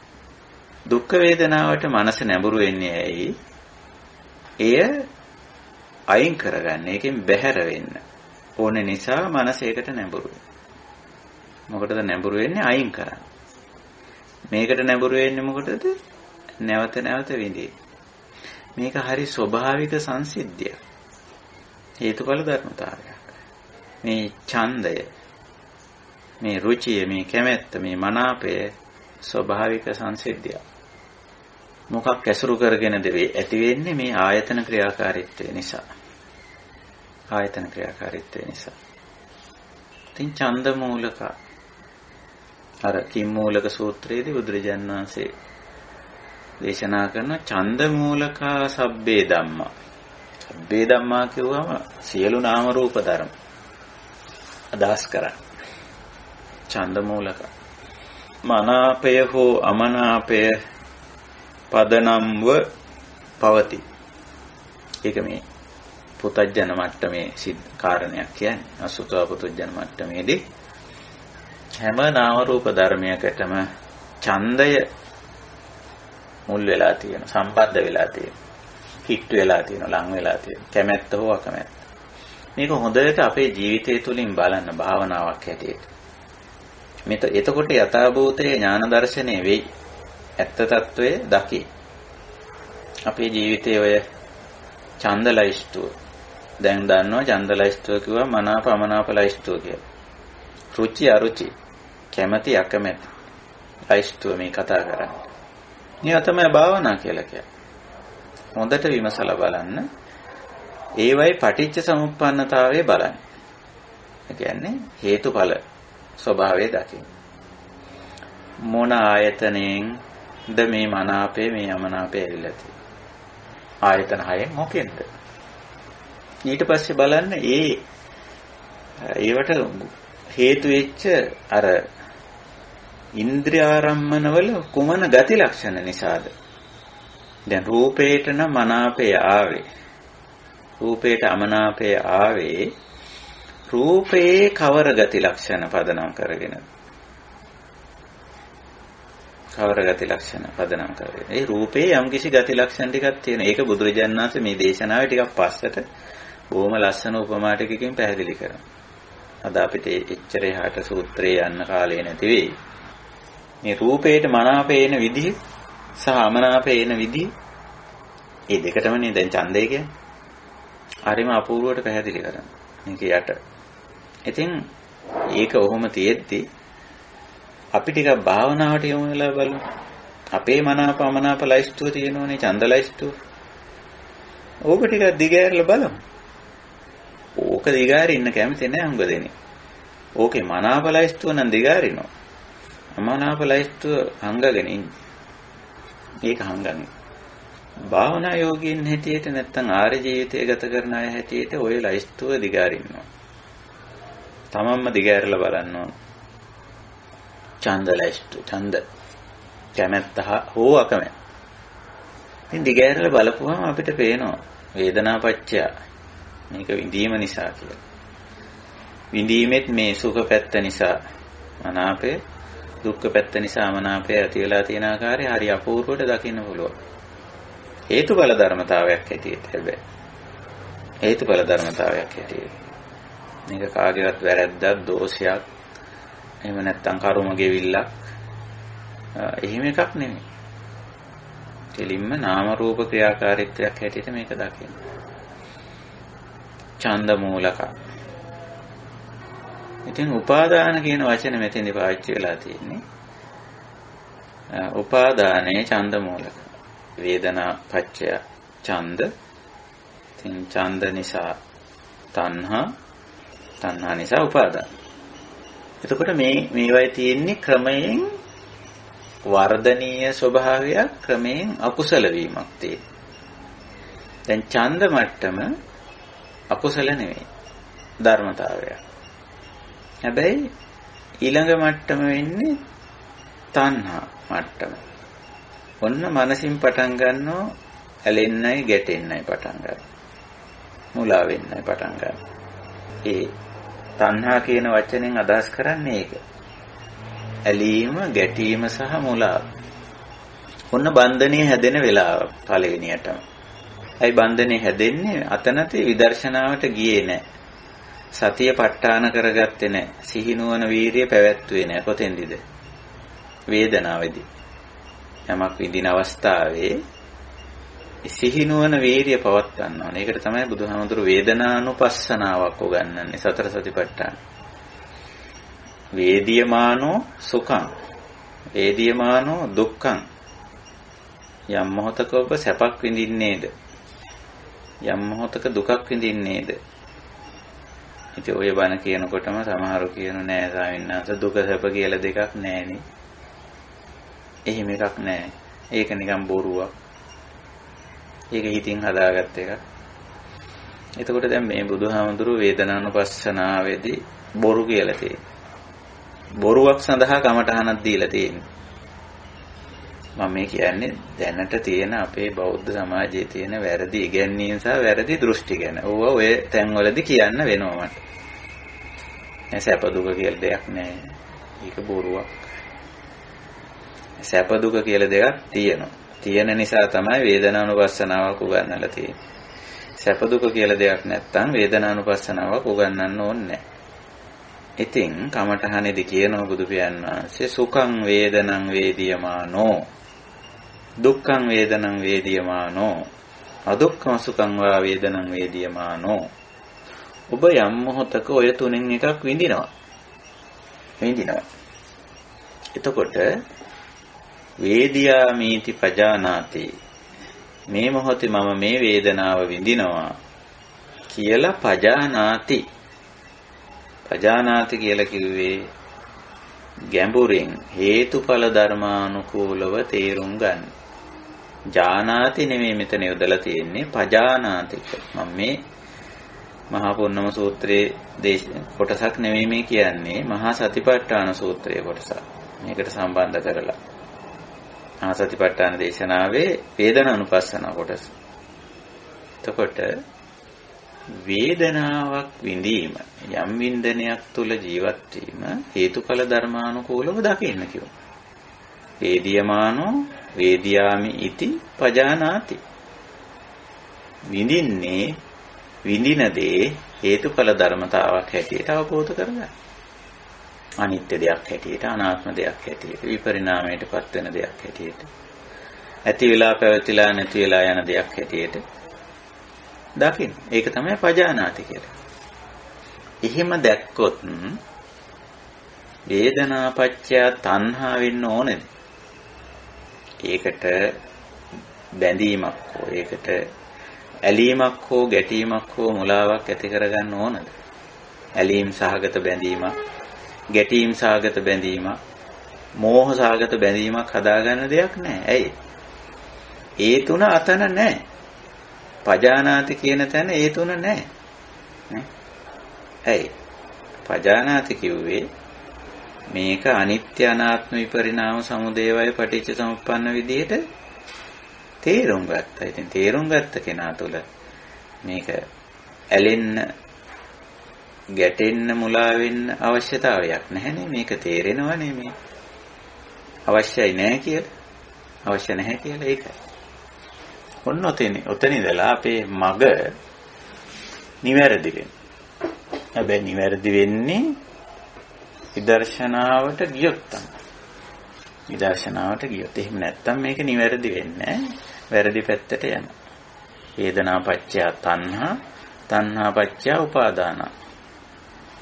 ඒක නිසා පංචස්කන්ධය පංච උපාදානස්කන්ධ බවට හැරෙන්නේ පංචස්කන්ධයේ විදර්ශනා නොකිරීම. උපදිනකොට අපි කාටවත් පංච උපාදානස්කන්ධ නැහැ. පංචස්කන්ධවත් නැහැ උපදිනකොට. උපදිනකොට තියෙන්නේ බොහෝ වෙලාවට නාම රූප. පංචස්කන්ධ කොට නැගෙන හැටිත් මෙතන යට කියනවා බුදුරජාණන් වහන්සේ. පංච උපාදානස්කන්ධයෙන් ඊටත් පස්සේ පංචස්කන්ධ කොට නැගෙන්නේ බෑ. පංච උපාදානස්කන්ධේ සකස් වෙන්නේ. ඉතින් මුලින් තියෙන්නේ නාම රූප. නාම රූප ක්‍රියාත්මක වීමක් තමයි ආයතන කියන්නේ. ආයතනත් ක්‍රියාත්මක වෙන්න ඕන පංචස්කන්ධ හැදෙන්න.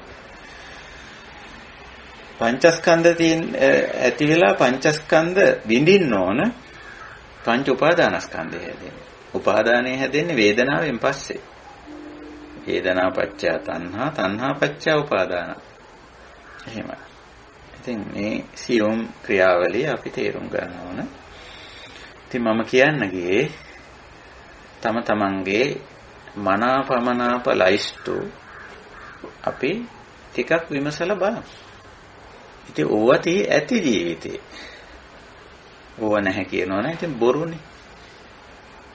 මං කාටවත් මනාප නැහැ. මං කාටවත් අමනාප නැහැ කියන බොරු. මනාප අමනාප තියෙනවා. හැබැයි ඒව පදනම් කරගෙන තණ්හා උපාදාන ඇති කරගන්න ඕනේ නැහැ. දැන් අපි හිතමු මෙහෙම. දැන් මේ අපේ මේ සාකච්ඡාවට සම්බන්ධ වෙලා ඉන්න අපේ කල්යාණ මිත්‍රයෝ අපි ලංකාවේ ඉන්නවා. සමහර ඇත්තෝ නොඑක් රටවල් වල ඉන්නේ. ඉතින් අපි අහනවා ඇයි ওই රටේ ඉන්නේ? මනාපයි. මං කැමතියි මෙහෙට. ඉතින් ඇයි කැමති කියලා අහුවම ඒකට අදාළ හේතු කාරණා කියනවා. මේවා තියෙනවා. මේ පහසුකම් තියෙනවා. මොනවා හරි අපි කියනවා. ඒක නිසා මෙහෙට කැමති මම මෙහෙ ඉන්නවා. දැන් ඔක අකුසලයක්ද? ඔක පවක්ද? වැරදි වැඩක්ද? නෑ. හැබැයි මේ රටට මම මේ ඉන්න ශ්‍රී ලංකාවට මම කැමතියි. ඒකේ තියෙන මේ කාලගුණ දේශගුණ තත්ත්වය නිසා හෝ මනුස්ස ස්වභාවය නිසා හෝ මිනිස්යන්ගේ ගතිගුණ මොනවා හරි හේතුවක් නිසා මම මේකට කැමතියි කියනවා. ඉතින් ඒ කැමැත්ත ප්‍රශ්නයක් නෙමෙයි. ඡන්දය ප්‍රශ්නයක් නෙමෙයි. එහෙම නැත්නම් අපි අකමැතියි කියන. තව කෙනෙක් කියයි මම ওই රටට කැමති නැහැ. ඒක මම මේ රටට ආවේ. ඉතින් ඒක ප්‍රශ්නයක් නෙමෙයි. ඒක පවක් අකුසලයක් නෙමෙයි. ඇයි අකමැති? ওই රටේ ওই කාලගුණ දේශගුණ தත්ත්වය මට ගැලපෙන්නේ නැහැ. ওই රටේ ඉන්න මිනිස්සුන්ගේ චර්යා පද්ධති වලට මම කැමති නැහැ. ඒ නැතයි ආර්ථික ක්‍රමයට, සමාජ ක්‍රමයට, දේශපාලන ක්‍රමයට මම කැමති නැහැ. ඒක නිසා මම මේ රටට ආවා. එතකොට උතන මහ වැරද්දක්ද, පවද්ද කරලා තියෙන අකුසලයක්ද? නෑ. එහෙම එකක් නෑ. හැබැයි මේ මනාපය අමනාපයට හේතු වෙන කාරණාවලට ද්වේෂ කරනවා නම්, මනාපයට හැටියට දක්වන කාරණාවලට රාග කරනවා නම්, ඔන්න අකුසලේ පටන් ගන්න තැන. ඔබට මනාප තේවල් ඇති, පුද්ගලයෝ ඇති, වෘත්තීන් ඇති, රාජකාරී ඇති, ගතිගුණ ඇති. හැබැයි ඒකට කමක් නැහැ. ඒවට රාග කරන්න යන්නේ. ඔබ අමනාප යම් පුද්ගලයෝ ඇති, ස්ථාන ඇති, රටවල් ඇති, නොයෙක් දේවල් ඇති. ඒකට කමක් නැහැ. හැබැයි ඒවට ද්වේෂ කරන්න යන්න එපා. එතකොටම ඔන්න අකුසලයේ පටන් ගන්නවා. දැන් අකුසලයේ කියලා කියන්නේ මනාපය අමනාපේ නෙමෙයි. වේදනාව නෙමෙයි. පස්ස නෙමෙයි, විඥාන නෙමෙයි, ඉන්ද්‍රිය සාරමුණු නෙමෙයි. ඒ ටික ධර්මතා. ওই ධර්මතා ක්‍රියාත්මක වෙලා ඇවිල්ලා ඡන්දයක් ඇති වුණා. කැමැත්තක් හෝ අකමැත්තක්. ඒ ඡන්දය හේතු කරගෙන අපි රාගය, ද්වේෂය, මෝහය ඇති කරගත්තොත් අන්න අකුසලයේ පටන් ගත්තා. ඒ රාග දෝෂ මෝහ තුන තවත් වර්ධනීය අවස්ථාවක්, ඒ කියන්නේ තණ්හාවේ වර්ධනීය අවස්ථාවක් තමයි උපාදාන කියලා. උපාදානය තණ්හාව උපාදානයට එනකොට අලුතෙන් කිට්ටු වෙන එක්කෙනා තමයි අවිද්‍යාව. තණ්හාවේදී ප්‍රඥාව ආවනම් උපාදානයට යන්නේ නැහැ. තණ්හා නිරෝධය වෙනවා. තණ්හාව ඇති වුණු වෙලාවේ අවිද්‍යාවත් කිට්ටු වුණා නම් මොකද වෙන්නේ? උපාදානයි. ඒක නිසා අපිට මනාපයක් ඇති සමහර වෙලාවට, නැත්නම් ඡන්ද කියන වචනේ අපි පාවිච්චි කරන මනාපමනාප දෙකටමයි ඡන්ද කියන්නේ. මේ පංචස්කන්ධයට ඡන්දයක් ඇති. ඒ කියන්නේ මනාපමනාප, රුචි අරුචි, කැමැති අකමැති තත්වයක් ඇති. ඒකට කමන්නේ. ඒකට අපි හේතු කියන්න පුළුවන්. හැබැයි ඒ ඡන්දය තණ්හාවක් කරගන්න ඕනේ නැහැ. උපාදානයක් කරගන්න ඕනෙත් නැහැ. අපිට පුළුවන් මේ ඡන්දය ඇති වුණු කාරණාවල ඇත්ත తত্ত্বය, යථාභූතය ඥාන දර්ශනය කරගන්න පුළුවන්. ඒකයි මම කිව්වේ ඡන්දලයිස්තුව පොඩ්ඩක් ඉස්සරහට ගන්න කියලා. මනාපලයිස්තුව කියලා කියමු අපි. මනාප නෙමෙයි, මනාපමනාපලයිස්තුව, ඡන්දලයිස්තුව කියන්නේ දැන්. ඒක පොඩ්ඩක් ඉදිරියට ගන්න. අරගෙන මොකද කරන්නේ? ඒක විදර්ශනා කරන්න ඕනේ. විදර්ශනා කරනවා කියලා කියන්නේ ඒකේ ඇත්ත తත්වය බලන්න. මේ ඡන්දය ඇති කරගෙන තියෙන, නැත්තම් මේ මනාපය ඇති කරගෙන තියෙන දේ මොකක්ද? මේක නාම ධර්මයක්, රූප ධර්මයක්, නැත්තම් නාම රූපයක්. දැන් පුද්ගලෙක් ඇටියට ගත්තොත් නාම රූපයක්නේ. ගහක් කොළක් ගත්තොත් එතන රූප ධර්මයක් තියෙනවා. ඊට පස්සේ මගේ සංකල්පයක්, සිතවිල්ලක් ගත්තොත් ඒක නාම ධර්මයක්.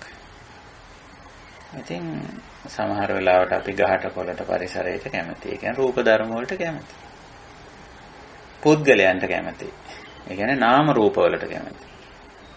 එහෙම නැත්නම් සමහර සංකල්ප, මාති මතාන්තර, අදහස් වලට කැමති. ඕවා කැමති. ඡන්ද. එතකොට නාම ධර්ම කෙරෙහි ඡන්දය තියෙන. එහෙම නැත්නම් නාම රූප කෙරෙහි ඡන්දය තියෙන. එහෙම නැත්නම් රූප කෙරෙහි ඡන්දය තියෙන. එතකොට අන්නේ ඡන්දය තියෙන දේ විදර්ශනා කරලා බලන්න ඕන මේක නිට්ටය දෙයක්. අනිත්‍ය දෙයක්. ආත්ම දෙයක්ද අනාත්ම දෙයක්ද? අවිපරිණාමී දෙයක්ද විපරිණාමී දෙයක්ද? ඇති වෙලා පැවතිලා නැති වෙලා යන දෙයක්ද? නැත්තම් හැමදාම තියෙන දෙයක්. මේවා මෙහෙම වෙන්නේ හේතු කවරේද? ඔන්නෝවට විපස්සනා කියලා කියන්නේ ඕක. ඒකයි සබා විපස්සනා කියලා කියන්නේ. මේ විදිහට. ඉතින් අපිට පුළුවන් බලන්න ඒ ආකාරයට. මේ විදිහට බලන්න පුළුවන්. එතකොට ඡන්දය ළඟට විපස්සනා කෙරුවොත් තණ්හා උපාදාන එන්නේ නැහැ. තණ්හා උපාදාන එන්නේ නැහැ. පංචස්කන්ධයේ තියෙයි. පංචස්කන්ධයේ තියෙන මරණකම් තියෙනවා. බුදුරජාණන් වහන්සේටත් පංචස්කන්ධයක් තිබුණේ. අවුරුදු 45ක් උන්වහන්සේ පංචස්කන්ධය නඩත්තු කෙරුවේ පවත්වාගෙන ගියේ. පින්ඩපාත ගිහිල්ලා ආහාර දුන්නේ.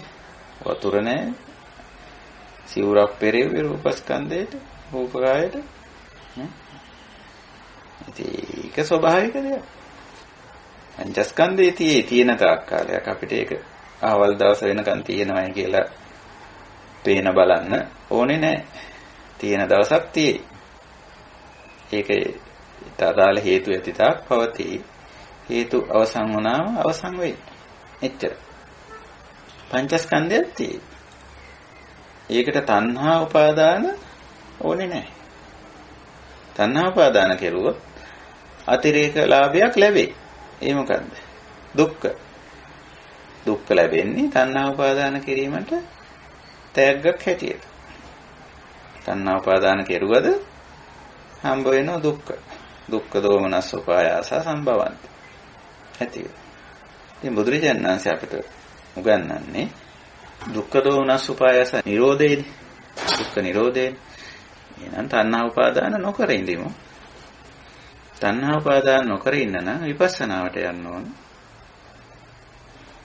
මේකේ ඇති තතු දකින්න ඕන, ඇත්ත తත්වය දකින්න ඕන. ඒකයි. ඉතින් මේ සූත්‍රය තව ටිකක් දිගට තියෙනවා. නමුත් අපි කාල වේලාව විතර වැඩි ගන්න බලාපොරොත්තු වෙන්නේ මහා පුන්නම මේ වගේ සූත්‍ර ටිකක් විවරණය කරන්න වෙනවා. මොකද අර අපි කලින් කතා කර සූත්‍ර තරම් නිකන් තේරෙන භාෂාවෙන් නෙමෙයි තියෙන්නේ. ටිකක් නොතේරෙන ගැඹුරු භාෂාවකින් තියෙන. භාෂාව කියන්නේ සංකල්ප. ඒවයි අන්තර් සම්බන්ධතාවය ඒවයි වැඩි ප්‍රකට නැහැ. අපි ඔය කලින් කතා කරපු සූත්‍රවල තියෙන ඒවයි සංසිද්ධිවල අන්තර් සම්බන්ධතාවය සාමාන්‍යයෙන් උගක් අයට ප්‍රකටයි. ආර්ථික, සමාජ, දේශපාලන අංශවල කතා කරන ඒවා ටිකක් ප්‍රකටයි. මේවයි අන්තර් සම්බන්ධයේ මේ ධර්මතාවල අන්තර් සම්බන්ධතාවය උගක් අප්‍රකටයි. ඒ නිසා අපිට ඒක කතා කරන්න වෙනවා. එතකොට අද අපි කතා කරේ බුදුරජාණන් වහන්සේගෙන් අහපු පළවෙනි ප්‍රශ්නේ දෙවෙනි ප්‍රශ්නේ විතරයි. පළවෙනි ප්‍රශ්නේ ඉතින් ඒකට ලොකු උත්තරයක් දුන්නේ නැහැ. ඔව් කිව්වා විතරයි. පංච උපාදානස්කන්ධ කියන්නේ මේ පහද කියලා ඇහුවා. ඔව් කිව්වා. දෙවෙනි ප්‍රශ්නේ ඇහුවා උපාදාන වෙන්නට මූලික කාරණේ මොකක්ද කියලා. මූල කාරණේ. කිම් මූලක පංච උපාදානස්කන්ධා. ඡන්ද මූලක පංච උපාදානස්කන්ධා. පංචස්කන්ධයට උපාදාන වෙන්නේ ඡන්දයේ මුල් වෙලා. ඡන්දයේ මුල් වෙලා. ඉතින් කොහොමද? අපි සූත්‍රයේ ඉදිරි ටික ඉදිරි දවසක මුණ ගැහිලා කතා බහ කරමු. මම හිතනවා අපිට හිත නෙවෙයි අනිද්දාවේ මුණ ගැහෙන්න පුළුවන්කම තියෙනවා. බාධාවක් නැහැ. බදාදා 7 වෙනිදා අපි උත්සාහ කරමු. තවදුරටත් මේ කතා බහ කරන. එතකොට මේ යථාභූත ඥාන දර්ශන අපේ මාතෘකාව. ඇතිතතු දැකීම. ඉතින් ඇත්ත తත්වේ නම් ඕක තමයි. හැමෝටම පංචස්කන්ධයක් තියෙන පංචස්කන්ධය තුලින් වින්දනයක් ලබන වින්දනයේට ඡන්දයක් එනවා. ඒ කියන්නේ මනාපව අමනාප. ඉතින් ඔය ටික ඇත්ත. ඡන්දලයිස්තුවක් කාටත් තියෙනවා. ඇහුවෝ. ඉතින් ඔතනින් ඉස්සරහට පරිස්සම් වෙන්න. ඔය ඡන්දය ඒ කියන්නේ කැමැත්තෝ අකමැත්ත අල්ලගෙන තණ්හා උපාදාන නොකරේ. එතකොට ප්‍රශ්නේ ඉවරයි. ප්‍රශ්නේ ඉවරයි. උපාදාන පත්‍ය වෙන ඉතිරි ටික අපි දන්නවනේ. උපාදාන පත්‍ය භව භව පත්‍ය ජාති ජාති පත්‍ය ජරා මරණ ශෝක පරිදේව දුක්ඛ දෝමනස් උපායාස සම්භවಂತಿ. එහෙනම් තණ්හා නිරෝධා උපාදාන නිරෝධෝ උපාදාන නිරෝධා භව නිරෝධෝ භව නිරෝධා ජාති නිරෝධෝ ජාති නිරෝධා ජරා මරණ ශෝක පරිදේව දුක්ඛ දෝමනස් උපායාස නිරුද්ධං. එව මේ තස කේවලස්ස දුක්ඛක්ඛන්දස්ස නිරෝධෝ හෝති. ඉතින් ඕකනේ අපිට කරගන්න ඕනකම තියෙන්නේ. එහෙනම් මේ නාම රූප ක්‍රියාකාරීත්වය ටිකක් ගැඹුරු කාරණයක්. අර කලින් කතාවේදී වගේ ආර්ථික සමාජ දේශපාලන පාරිසරික කතාවක්. එවැනි සබ්ජෙක්ට් එකක් එවැනි විෂයක් නෙවෙයි අද අපි ගත්තේ. නාම රූප නැත්තම් කය මනස. ඒ තවත් විදිහකින් කිව්වොත් ආයතන ක්‍රියාකාරීත්වය. එහෙම නැත්නම් ස්කන්ධ ක්‍රියාකාරීත්වය හොඳින් අවබෝධ කරගෙන ඒක ඇතුලේ ඡන්දය ඇතත් තණ්හාවට උපාදානයට නොගිහින් ඉන්නේ අර ඡන්දයට හේතු වුණු පංචස්කන්ධයත් එයින් ඇති කරන වින්දනයත් මේවා ඔක්කොම අපි විදර්ශනාවට දාපුවාම ඒවයි තියෙන ලාටු ගතිය අයින් වෙලා යනවා. ලාටු ගතිය. ඔය සමහර දේවල් වල ලාටු ගතිය අරින්න යම් වැඩ කරන්නේ අපි. එහෙම දෙයක් දාපු ගමන් ඒකේ ලාටු ගතිය නැති වෙලා යනවා. ඇලෙන ගතිය නැහැ. හොඳට මෘදුයි. අපි ඔය මොනවාද? අපි හිටිය යනකොට අපි තෙල් ටිකක් දාන. තාතේ ඇලෙනවා මේක අතේ ඇලෙනවා මේක කරන්න බෑ කියලා අපි තෙල් ටිකක් මිශ්‍ර කරනවා. මිශ්‍ර කරපු ගමන් මොකද වෙන්නේ? ආරකේ අර ලාටු ගතිය ඉවරයි. හරි ෂෝක් එකට අපිට ඕන විදිහට ඒක හසුරුවා ගන්න පුළුවන්කම තියෙනවා. ඒ වගේ දෙයක්. පංචස්කන්ධයේ පොඩි ලාටු ගතියක් තියෙනවා. මොකද්ද ලාටු ගතිය? වේදනා. ඒ ලාටු ගතිය නිසානේ ඇලෙන්නේ වේදනාව වච්චානේ තණ්හා. ඉතින් කොහොමද ලාටු ගතිය හරි? විපස්සනා. විදර්ශනා. කතා භූත ඥාන දර්ශන. ඇතිතතු දැක්කම ලාටු ගතිය ඉවරයි. ඊට පස්සේ තියෙන ওই පංචස්කන්ධේ සහැල්ලුවෙන් සරලව පවත්වාගෙන යනවා විතරයි ඉච්චරයි. හොඳයි. මම මගේ සාකච්ඡාවතකින් නිමා කරන වෙනදා වගේම අපේ ධම්සභාවේ ඉන්න කල්යාණ මිත්‍රයන්ට අපි ආරාධනා කරනවා සාකච්ඡාවට එකතු වෙන්න. අදහස් ඉදිරිපත් කරන්න අප හැටි දෙයක් තියෙනවා නම් විමසන්න. මේ වෙලාවේ බැරි නම් වෙනම වෙලාවල් යොදාගෙන කතා බහ කරමු. නමුත් මේ වෙලාවේ අපිට තව කාලය ඉතුරු වෙලා තියෙනවා. අපි සාමාන්‍යයෙන් හෝරා දෙකක් ගන්නවානේ. ඒක නිසා මේ වෙලාවේ අහන්න විමසන්න යමක් තියෙනවා නම් ඉදිරිපත් කරන්න යමක් තියෙනවා නම් කරුණාකරලා ධර්ම සාකච්ඡාවට එකතු වෙන්න කියලා ආරාධනා කරනවා. ස්වාමීන් වහන්සේ ප්‍රශ්න අවසර. ඔව්. අපිට නිතර ගුරු පුරුදු සූත්‍රයක් තියෙනවා මේ මදුපිණ්ඩික සූත්‍රය. ඔව්. ඒකේන අනුක්‍රමයෙන් ඒක දැක්වෙන්නේ පස්ස වේදනා සංඥා විතක්ක පపంచ කියලානේ. ඔව්. ඒකට දැන් මෙතන වචන දෙයක් අපි පාවිච්චි වෙනවා මේ සූත්‍රයේ කතා කරනකොට ඡන්ද තණ්හා කියලා. ඔව්. එතකොට මේ දෙක කොහොමද සංසන්දනය කරලා ගත්තොත් එහෙම මේ මදුපිණ්ඩික සූත්‍රයට අපි කොහොමද මේ ඡන්ද කියන එක විතක්ක කියන තැනටද වැටෙන්නේ? විතක්ක පపంచ කියන හරියටද එහෙම නැත්නම් වේදනා කියන තැනටද? ඔව්. ඔතනදී ඔය ධර්ම විවරණ දෙකක් අපි සංසන්දනය කරන්න යන්නේ. මදුපිණ්ඩික දේශනාවේ විවරණයත් මහා පුන්නම දේශනාවේ විවරණයත් දෙක එක්තරා නිකන් සංසන්දනාත්මකව තේරුම් ගන්න යන්නේ. එතකොට මදුපිණ්ඩික දේශනාව චක්කුංච පටිච්ච රූපේච උප්පජ්ජති චක්ඛු විඥානං තින්නා සංගති පස්සෝ පස්සපච්චය වේදනා. එතන ඉඳලා යන්නේ යං වේදේති තං සංජානාති යං සංජානාති තං විතක්කේති යං විතක්කේති තං පపంచේති තතෝ නිදානම් පුරිසං පపంచ සංඥා සංකා සමුදාචරಂತಿ අතීතනාගත පච්චුප්පන්නේසු චක්කු විඤ්ඤේයේසු රූපේසු කියලා. එහෙමනේ. එතකොට වේදනා කියන තැනින් විවරණය වෙනස් වෙනවා. යං වේදේති තං සංජානාති යමක් විඳිනවද එතන හඳුනා ගැනීමක් වෙනවා. යං සංජානාති තං විතක්කේති. මේ හඳුනා ගැනීමට අනුව විතර්කණය කරනවා නැත්නම් චේතනාකරණය කරනවා, හිතනවා, කල්පනා කරනවා. යං විතක්කේති තං පපංචේති. යම් විදියකට විතර්ක කරනවාද ඊට අදාළව ප්‍රපංචනය කරනවා. ඒ කියන්නේ මානසික සැලසුම් හදා ගන්නවා. තතෝ නිදානම් පුරිසං. එතෙන් සිට ඒ ප්‍රපංචේ නිදාන කරගෙන මූලික හේතුව කරගෙන එම පෞරුෂය පුරුෂං කියන්නේ එම පෞරුෂය පපංච සංඥා සංකා සමුදාචරන්ති. ඒ තමා විසින්ම ගොඩනගන ලද ප්‍රපංච සංඥා සංකාවන්ට පපංච සංඥා සංකා එතන ටිකක් ගැඹුරු වචන තුනක් එකට යොදලා තියෙන්නේ. සමුදාචරන්ති ඒ තමා විසින්ම ගොඩනගන ලද ප්‍රපංච සංඥා සංකාවන්ට අනුකූලව අනුගතව කටයුතු කරන්න පටන් ගන්න සමුදාචරන්ති. ඒකයි එතන විවරණේ. එතකොට ඔය ක්‍රියාවලිය ඇතුලේ ඕකේ විස්තරයේදී තමයි කොතෙන්දි මේ ක්ලේශය පටන් ගන්නවද කියන එක තෝරන්න වෙන්නේ. ක්ලේශය පටන් ගන්නේ සංඥාවේදී. යං වේදේති තං සංජානාති. සංඥාවේදී සංඥාව කුසල වුණොත් අර ඉදිරි ක්‍රියාමාර්ගයේ යන්නේ සම්පූර්ණ කුසල විදියට. සංඥාව අකුසල වුණොත් ඉදිරි ටික යන්නේ අකුසල විදියට. process එක ඒ ඉස්සරහට යන්නේ එහෙමයි. එතකොට එතනත් වේදනාව ළඟටයි තියෙන්නේ මේ. වේදනාව ළඟට එතන දක්වන්නේ සංඥාව යං වේදේති තං සංජානාති කියලා. ඊට පස්සේ අපි මහපොන්නම සූත්‍රයට ආවම මෙතෙන්දී ඔය process එක ඔය විදිහට දක්වලා නැහැ. කෙලින්ම බුදුරජාණන් වහන්සේ පංචස්කන්ධය කියන මාතෘකාවෙන්ම ඇහුවනේ භික්ෂුව. ඒක නිසා ඡන්ද මූලකා කියලා දැක්වුවා. මේ ඒක ස්වාමීන් වහන්සේ එතන ඡන්ද මූලිකා පංච උපාදානස්කන්ධය කියලා කියන්නේ නේ. ඔව්.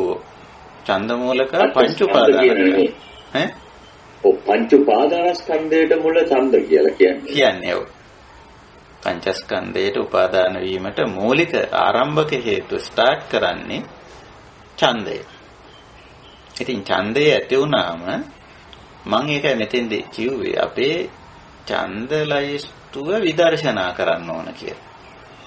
ඒ කියන්නේ අපේ මනාපමනාප ලයිස්තුවක් ජීවිතේ තියෙනවනේ. මට ඕන මේක ටිකක් ප්‍රායෝගිකකරණය කරලා මේ වැරදි process එකෙන් ගැලවෙන්න ඉස්සරහට යනෝ නේද? අපිට දැන් ඡන්ද ලයිස්තුවක් තියෙනවා. මනාපමනාප ලයිස්තුවක් තියෙනවා අපේ ජීවිතේ. ඒවා මේ අකුසල නෙමෙයි. ඒවා හේතුඵල ධර්මතාව අනුව වේදනාව ප්‍රත්‍ය කරගෙන ඇති වෙන්නේ මේ ඡන්ද කැමැත්ත අකමැත්ත. එතකොට ඔතෙන්දී අපි විදර්ශනා කරන අර මදුපිණ්ඩික සූත්‍රයේදී කුසල සංඥාව හෝ අකුසල සංඥාව ඇති වෙන්නේ විදර්ශනා කෙරුවොත්. මෙතෙන්දී ඡන්දය ළඟට විදර්ශනාව කෙරුවොත් තණ්හා උපාදාන දක්වා ගිහිල්ලා උපාදාන ස්කන්ධය ගොඩ නැගෙන්නේ නැහැ. ඒක නිසා මෙතෙන්දී අපි කරන්න ඕන දැන් අපි මේ ධර්ම විවරණ කරන්නේ උදෙක් සූත්‍ර සාකච්ඡා කිරීමට හෝ උදෙක් ධර්ම විවරණ කරන්න නෙවෙයි. ධර්ම විවරණයක් තුළින් අපේ කාර්ය ඉෂ්ට සිද්ධ වෙනවා. ඒකට කාර්යය මොකද්ද? උපාදාන නිරෝධයනේ. ඒකට උපාදානයට යන්නේ අපි ඡන්දය ඇති වුණාන් පස්සේ ඡන්දයට යටවීමෙන් නැත්තම් ඡන්දයත් එක්ක රාග දේශ මොහ හදාගත්තොත් ඡන්දය විදර්ශනා කරන්න ඕන. එයි මට මේකට කැමැත්තක් ආවේ. එයි මට මේකට අකමැත්තක් ආවේ. දැන් කැමැත්ත අකමැත්ත දෙකමනේ ඡන්ද කියන්නේ. ඒක ඇදලා බලනවා. ඒක මේ සුඩ තියලා බලනවා. ඒක විදර්ශනා කරලා බලනවා. කිම්පච්චය කුමක් නිසාද මේක කියලා. හේතුඵල ධර්මානුකූල විමර්ශනය කරනවා. එතකොට අර මදුපිණ්ඩික සූත්‍රයේදී සංඥා වෙනස් වුණා කියලා කියන්නේ මෙතෙන්දි සංඥා වෙනස් වෙන එක තමයි වෙන්නේ විදර්ශනාවෙන් ප්‍රධාන වශයෙන් වෙන්නේ සංඥා වෙනස් වෙන එක. අපි තේරුම් ගැනීම වෙනස් වෙනවා. අපි හිතමු අපි යම් කිසි දෙයකට කැමැත්තක් ඇති වෙලා තියෙනවා. පුද්ගලයෙකුට හෝ ස්ථානයකට හෝ ද්‍රව්‍යයකට භාණ්ඩයකට වස්තුවකට හෝ වෘත්තියකට හෝ තනතුරකට මොකක් හරි දෙයකට ඡන්දය තියෙනවා. කැමැත්ත තියෙනවා. එතකොට ඒකට දැඩිව බැඳෙන්න යන්නේ තණ්හා වෙන්නේ උපාදාන වෙන්නේ මේ කැමැත්තට අදාළ දේ පිළිබඳ විදර්ශනා නොකිරීමෙන්නේ. මම මේ කැමති වෙලා තියෙන දේ නිට්ටයද අනිත්‍යද ආත්මද අනාත්මද ආදි වශයෙන් බැලුවේ නැති නිසානේ. දැන් සරල උදාහරණයක් කියමු. අපි හිතමු ස්වාමි පුරුෂයා භාර්යාවට කැමති, භාර්යාව ස්වාමි පුරුෂයාට කැමති. ඒක ප්‍රශ්නයක් නෑ.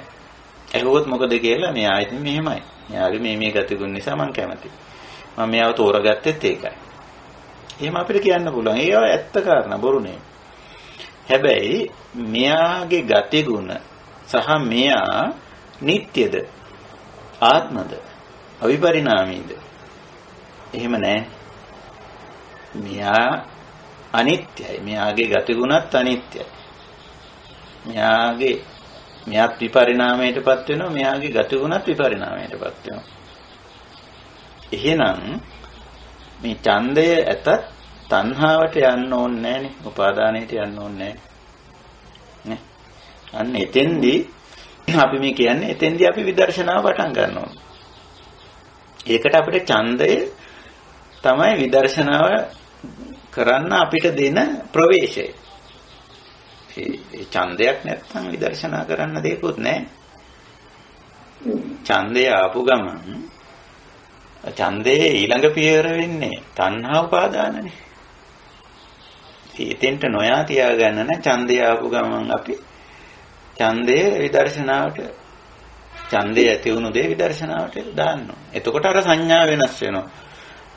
මේ මදුපිණ්ඩික සූත්‍රයේදී කියපු විදියට සංඥා වෙනස් වුණා නම් අකුසල සංඥාවට ආව නම් එතෙන් ඉඳලා යන්නේ අර පිළිවෙල නෙමෙයි. නේ? එතකොට යන්නේ වෙනත් විදියකට යන්නේ. උපාදාන නැහැ. ප්‍රපංච කරන්නේ නැහැ. ඒකට සමුදාචරණය කිරීමක් නැහැ. එහෙම වැඩ පිළිවෙලක් යන්නේ. ඒකට සාමාන්‍යස අපිට කියන්න පුළුවන්ද ඡන්දය තිබුණත් ඡන්දය ගැන අපි හරි විදර්ශනාවක් කෙරුණා නම් පංච උපාදානස්කන්ධයක් හැදෙන්නේ නැහැ කියලා කියමු. හරි හැදෙන්නේ පැහැදිලිවම. පැහැදිලිවම හැදෙන්නේ. ඒ කියන්නේ ඡන්දේ තියෙනවා. ඡන්දේ තියෙන්නේ වේදනා පදනම් වෙලා දැන් සුඛ වේදනීය ලක්ෂණේ තියෙන යම්කිසි දෙයකට හිතේ තියෙනවා යම්කිසි නැඹුරුතාවයක් මනාපයක් තියෙනවා. ඒක ස්වභාවිකයි. ඒක පටිච්ච සමුප්පන්නය. නමුත් ඒක අල්ලගෙන අපි රාග කරන්න ඕනේ නැහැ.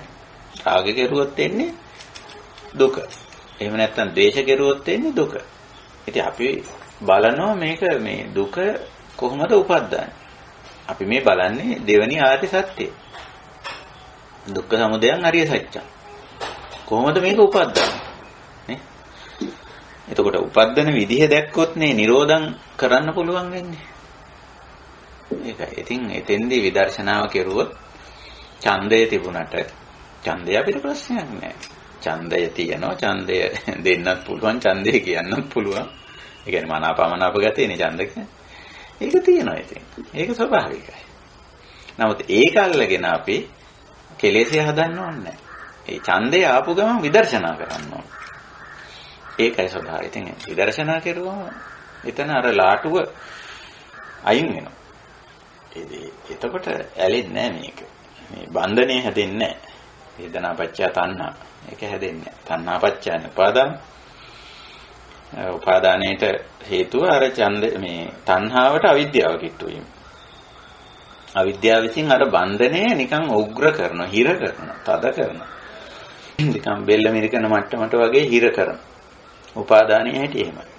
ඉතින් ඒක තමයි හරි. මහත්ය කියන කාරණේ හරි. එතෙන්දී විදර්ශනා කෙරුවොත් උපාදානස්කන්ධ හැදෙන්නේ නැහැ. පංචස්කන්ධ තියෙයි. පංචස්කන්ධෙදී අපිට ප්‍රශ්නයක් නැහැ නේ. ඒක සෝබාදහමට අයිති දෙයක් නේ. අපිට අයිති ගන්නෙ නේතම් මම නේසවම නෙමෙසවත්තා.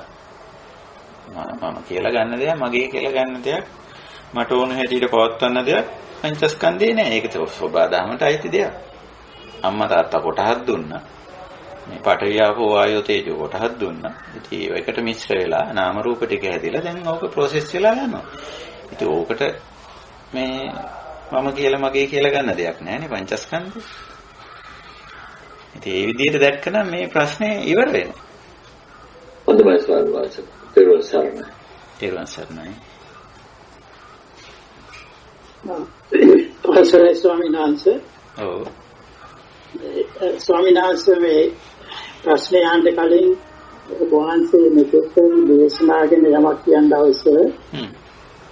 අත්‍තරම පුද්ගලිකව මම නම් ගොඩාක් දේවල් තේරුම් ගත්තා, පැහැදිලි කරගත්තා. ඉතින් ඇත්තටම හිතනවා නම් මේ සමාජීය සහ ආර්ථික වශයෙන් අපි මුහුණ දෙන දේවල් ඇත්තටම අපේ ජීවිතය තුළින් ගොඩාක් දේවල් අත්දැකලා තියෙනවා. ඉතින් ඒකම වහන්සේ පිට අපසෝමන කරා මේ පුතරන් දුරට ආර්යස්ථාංගික මාර්ගයේ සම්මා ආජීවයට පුතරන් දුරට උපකාරී වෙන දෙයක් කියලා කියනවා. වහන්සේට ගොඩක් කුසල ප්‍රදේශනාව පිළිබඳව අන ප්‍රශ්න අතරම පරමද්දෝට අර කලින් ආපු ප්‍රශ්නයට සම්බන්ධයි.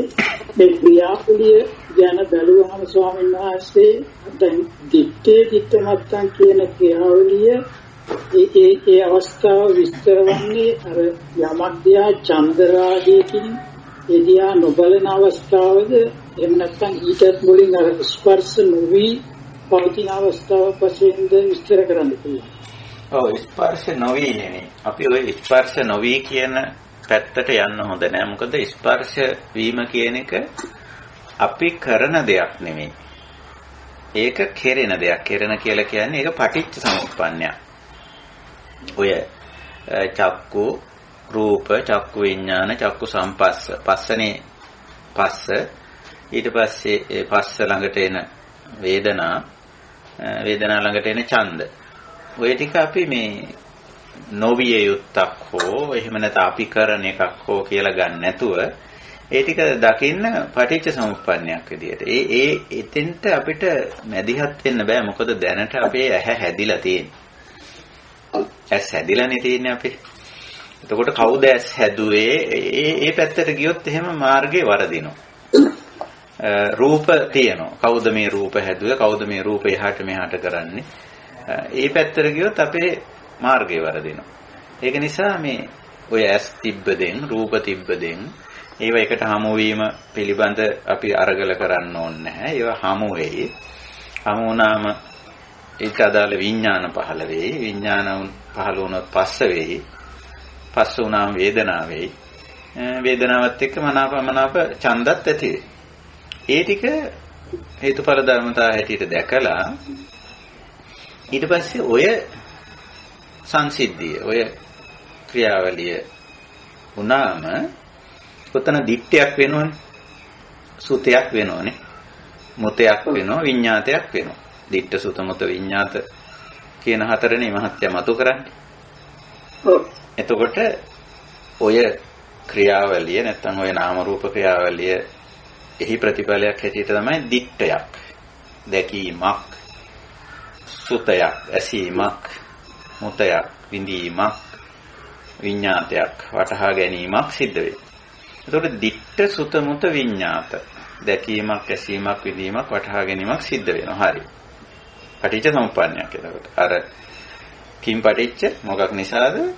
අර කලින් කියපු අර නාම රූප ක්‍රියාකාරීත්වය නිසා මෙතන දිට්ඨයක්, දැකීමක්, සුතයක්, ඇසීමක්, මුතයක්, විඳීමක්, විඤ්ඤාතයක්, වැටහීමක් සිද්ධ වුණා. හේතුඵලයක්. දැන් එතකොට මේ ඵලය, ඒ කියන්නේ දිට්ඨය, ඵලය, සුතය, ඵලය, මුතය, ඵලය, විඤ්ඤාතය එක අපි ගනුදෙනු මොකක්ද?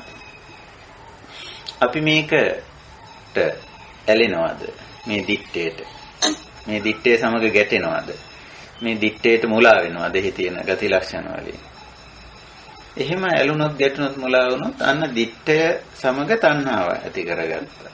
දිට්ඨය සමග උපාදාන වුණා. එහෙම ඕනේ දිට්ඨේ දිට්ඨ මත්තං කියුවේ බුදුරජාණන් වහන්සේ.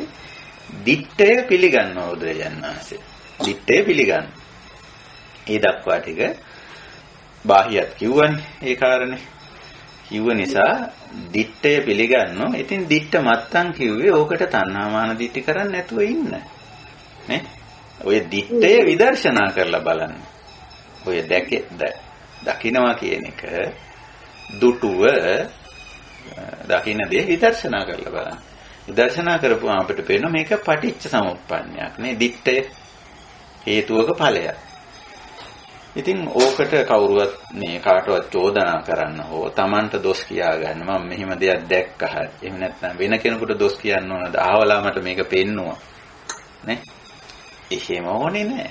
මේක හේතුඵල ධර්මතාවය ඇතුලේ දුටුවා, ඇසුණා, වින්දා, වැටහුණා. ඉතින් පටිච්චසමුප්පන්න. පංචකෝ සංකතං ඕලාරිකං පටිච්චසමුප්පන්න. නේ? එහෙමනේ විස්තර කරන්නේ. ඉතින් එහෙම දැක්කම දිට්ඨමත්තං කියලා කියන්නේ දැකීම මාත්‍රයෙන් ඉවරයි. ඉවරයි කියන එකෙන් අදහස් කරන්නේ අපි ඕකට තණ්හාමාන දිට්ඨි කරන්නේ නැහැ කියන එක. අර බාහියට කිව්වේ බාහිය ඔබ දැක්කනම් ඒ දැක්ක දෙයට තණ්හාමාන දිට්ඨි කරන්න එපා. ඇසුවනම් ඇසුවේ එතකොට හඳුනා ගැනීමත් ඒකට අයිති නේද ස්වාමීන් වහන්සේ? ඔව් විඤ්ඤාත කියන්නේ විඤ්ඤාතය කියන්නේ හඳුනා ගැනීම. වටහා ගැනීම, හඳුනා ගැනීම කියලා විඤ්ඤාණයෙන් කරන දෙන්නේ. ඔව්. අනිත් ටික ඇස ගණනාසය දිවකයනේ ඇසින් දිට්ඨ, කනෙන් සුත, නාසයෙන් දිවෙන් කයෙන් මුත ඒ තුනෙන්ම මනසෙන් විඤ්ඤාත. පැහැදිලි ස්වාමීන් වහන්සේ තිරුවන්සරණයි. මේ ස්වාමීන් වහන්සේ මේ අවසරයි වෙනකාලොත් ප්‍රශ්නයක් නැත්තම් ඔය දෙවෙනි ප්‍රශ්නය ගැන මට ඊට සම්බන්ධ ප්‍රශ්නයක් අහන්න පුළුවන්? ඔව්. ස්වාමීන් වහන්සේ ඔය එක සූත්‍රයක කියවෙනව නේද ඔය දිත්තං නමඤ්ඤති අදිත්තං නමඤ්ඤති ලට්ඨාරං මඤ්ඤති ලට්ඨබ්බං නමඤ්ඤති ඒ විදිහට මූලපරියායදී ඒක කොහොමද අපි ඒක කොහොමද අපි උතන්ට සම්බන්ධ කරන්නේ? මඤ්ඤති කියන වචනේ එතන පාවිච්චි කරන්නේ. එතන දිත්තං සුතං මුතං විඤ්ඤාතං කියන ඔය හතර තමයි එතනත් විග්‍රහ කරන්නේ. මේ හතරට අල්ලලා අර බාහියට කිව්වනේ දිත්ත සුත මුත විඤ්ඤාත කියලා. ඒ හතරම තමයි මූලපරියාය දේශනා. මූලපරියාය දේශනාව තියෙන මජ්ක්‍ධිම නිකායේ මුල්ම සූත්‍රය, ආරම්භක සූත්‍රය. මම හිතන්නේ ඒක කියන්නේ කාලකාරම්භ සූත්‍රය වගේ මට මතකයි. ඔව් ඒකෙත් තියෙනවා. ඒකෙත් තියෙනවා. දෙකේම තියෙනවා. කාලකාරාමෙත් තියෙනවා, මූලපරියායෙත් තියෙනවා. එතකොට මඤ්ඤති කියන්නේ අර දිට්ඨය දැක්කනේ යම. ඒක විදර්ශනාවට ගත්තේ නැහැ. ඒක තණ්හාමාන දිට්ඨි වශයෙන් හිතන්න පටන් ගන්නවා. මේක මම දැක්කා, හොඳ දෙයක් දැක්කා, මේක හොඳයි, මේක ස්ථිරයි, සාරයි, හරි, මට ඕනේ, මං කැමති විදිහට තියාගන්න ඕනේ, එහෙම තියාගන්න පුළුවන් කියලා තණ්හාමාන දිට්ඨි වශයෙන් නැත අවිද්‍යාවෙන් හිතන එක තමයි මඤ්ඤණා කියලා කියන්නේ. මඤ්ඤති. එතකොට අතන කියන්නේ බුදුරජාණන් වහන්සේ තමන් වහන්සේ දැන් මූලපරියාය දේශනාවේ තමයි ඔක හුඟක්ම හොඳට පැහැදිලි වෙන්නේ. අර අනිත් සූත්‍රයේ කාලකාරාම සූත්‍රයේ ටිකක් මේ සංකීර්ණ විදිහට තියෙන්නේ. කාලකාරාම සූත්‍රයේ කෙනෙකුට කියුවට එකපාරටම ඔය මේ ඒක තේරුම් ගන්න ටික අමාරුයි.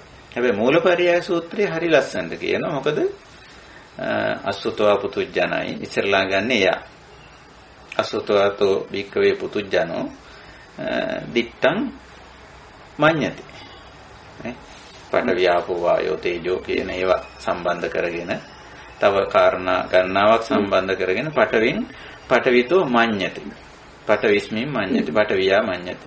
පඨවින් මේති මඤ්ඤති. තං කිස හේතු. ඒකට හේතුව මොකද? අපරිඤ්ඤාතං තස්සාති වදාමි. ඒ කියන්නේ අපරිඤ්ඤාත කියන්නේ මේක විදර්ශනාවෙන් දැක්කේ නැහැ. පරිඤ්ඤාත ගතියක් නැහැ. පරිඤ්ඤාත කියන්නේ මේක විදර්ශනාවෙන් දැක්කා. මේක යථාභූතයේ ඇත්ත తත්වයේ දැක්ක කියන එක. අපරිඤ්ඤාත කියන්නේ මේක ඇත්ත తත්වයේ දැක්කේ නැහැ. දැක්කේ නැති නිසා මඤ්ඤති. මඤ්ඤණාවට හේතුව අපරිඤ්ඤාතං කියලා කියන්නේ. ඊට පස්සේ එතනින් පස්සේ සුතවාරිය ශාවක අසේක බුදුරජාණන් වහන්සේ කියලා මේ පුද්ගලයෝ කීප දෙනෙක් සම්බන්ධ කරගෙන ඕක වෙනස් වීම ලස්සනට දේශනා කරලා තියෙනවා. එතකොට එතන මඤ්ඤති කියන්නේ මෙතන සිද්ධ වෙන අපි කතා කරන දේම තමයි මඤ්ඤණා කියලා කියන්නේ. මෙතන පපංච කියලා වචනයක් පාවිච්චි කරේ මදුපිණ්ඩික සූත්‍රයේ. ඒකයි මෙතන මඤ්ඤණා කියන එකයි එහෙම නැත්නම් අකුසල සංඥා කියන එකයි ඕව සමානයි. වරදවා තේරුම් ගැනීම. වැරදි විදියට තේරුම් ගැනීම. තේරුම් ගැනීමත් එක්ක අර දේ සිද්ධ වෙනවා. තණ්හාමාන දිට්ඨි. අවිද්‍යාවෙන් හිතන්න පටන් ගන්නවා ඒක ගැන. මඤ්ඤති කිව්වේ ඒක.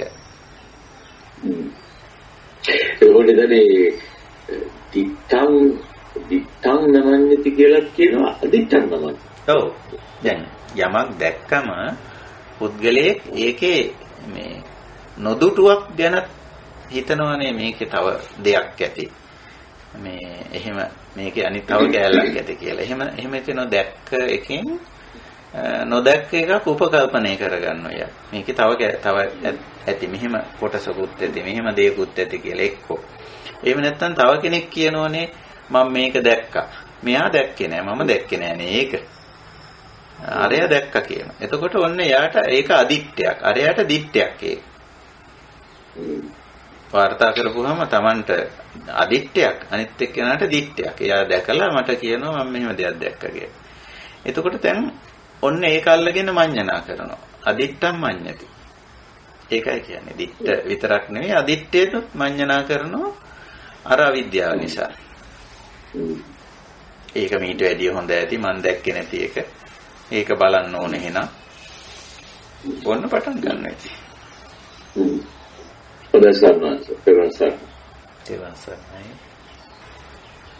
හොඳයි වෙනත් අපිට සාකච්ඡා කළ යුතු දේ නැමැතිනම් අපි දහම් හමුවා නිමා කරමු. අපි යොදාගත් කාල වේලාවත් ටිකක් ඉක්මලා ගිහිල්ලා තියෙන නිසා. එතකොට අපි අද බුද්ධ දේශනාවක් හැටියට ඉදිරියට ගත්තේ මහා පුන්නම සූත්‍රය. බුදුරජාණන් වහන්සේ සහ භික්ෂුවක් අතර සිද්ධ වෙන කිසියම් ප්‍රශ්නෝත්තර සාකච්ඡාවක් හැටියට ඉදිරිපත් වෙලා තියෙන්නේ. ඉතින් අපි අර දුකින් මිදීම චතුරාර්ය සත්‍යයට අන්තර්ගතව මේ දේශනා කරන්නේ. මේ සාකච්ඡා අපි කරගෙන යන්නේ. එතකොට මේ කය මනස දෙක කය සහ මනස දෙක තමයි මෙතෙන්දී භාවිතා වෙන්නේ. නැත්නම් නාම රූප මේ පංචස්කන්ධ ඒවට ඇලීම ගැටීම මුලාව නිසා ඇති කරගන්න තත්වයන් ඒ තුලින් දුක උපදවා ගන්න ආකාරයේ ටිකක් ගැඹුරු පැත්තකින් මේක පැහැදිලි කරන්නේ. ඉතින් ඔය නාමයි රූපයි විග්‍රහ කරලා ගත්තොත් නැත්නම් පංචස්කන්ධ විග්‍රහ කරුවොත් අපිට හම්බ වෙන්නේ අර අපි කලින් සූත්‍රවලදී කතා කර දේවල් තමයි. ආර්ථික සමාජ දේශපාලන ද්‍රව්‍ය භාණ්ඩ වස්තු පුද්ගලිය තනතුරු වගකීම් රාජකාරී ඔය තමයි පංචස්කන්ධයේ ඇතුළත් දේ. පංචස්කන්ධ කියන්නේ ඕවට තමයි. ඉතින් පහලට ওই පංචස්කන්ධ ගොඩනගෙන ආකාරය විස්තර කරන අවස්ථාවේදී මම ඒක තව ටිකක් පැහැදිලි කරන්න. කොහොමද ස්කන්ධ ගොඩනගන්නේ කියලා ඊළඟට භික්ෂුව ප්‍රශ්නය අහනවා. එතකොට බුදුරජාණන් වහන්සේ ඒක 11 ආකාරයකින් පැහැදිලි කරනවා. එතකොට ඕක අපිට තවත් වඩා පැහැදිලි වෙවි. ඉතින් හොඳයි භාවනා කමටහන මම මතු කරා. අද දවසේ තමයි ඔය ඡන්ද ලයිස්තුව කියන එක. ඒ කියන්නේ අපේ ජීවිතයේ තියෙන මනාපමනාප ලයිස්තුව. ඒක විදර්ශනාවට දාන්න. නැත්තම් මොකද ඔය මනාපමනාප ලයිස්තුවේ ඊළඟ ප්‍රතිඵලය වෙන්නේ තණ්හා සහ උපාදාන. ඉතින් එතෙන්ට ගියොත් අපි දන්නවා අනිවාර්යෙන් දුක්ඛ දෝමනස් උපායාස සම්භවන්ත. ඒක වෙනවා.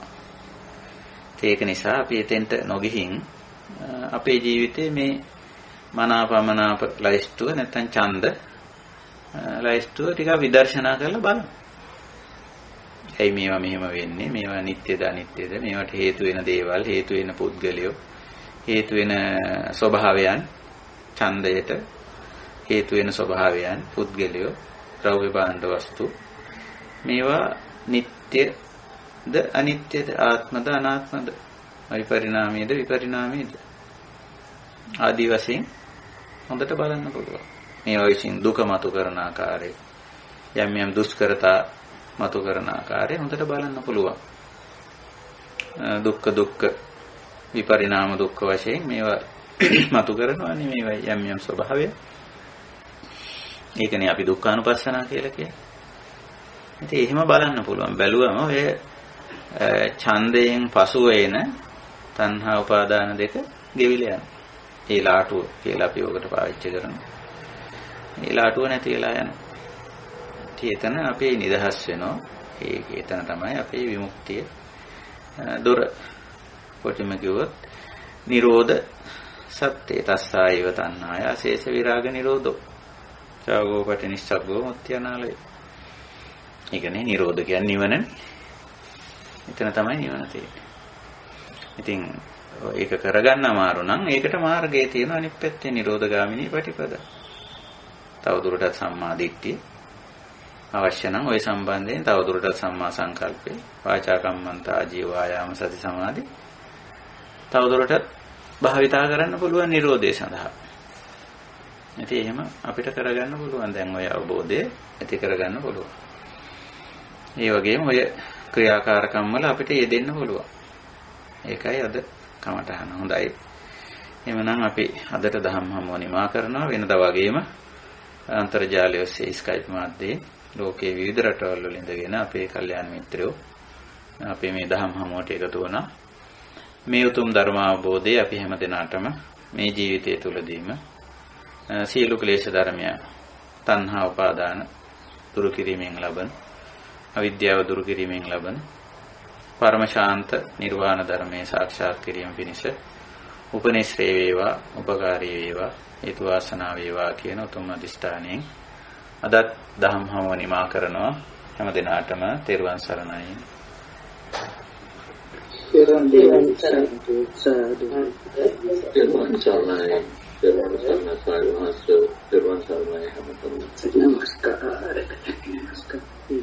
සීලවන්තං ඊදවන්තං ගුණවන්තං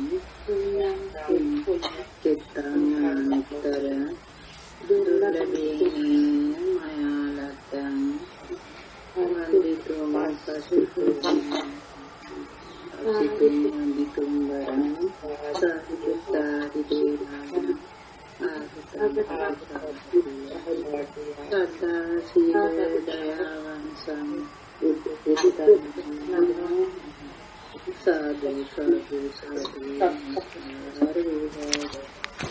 තෙරුවන් සරණයි. සුවපත් වේවා.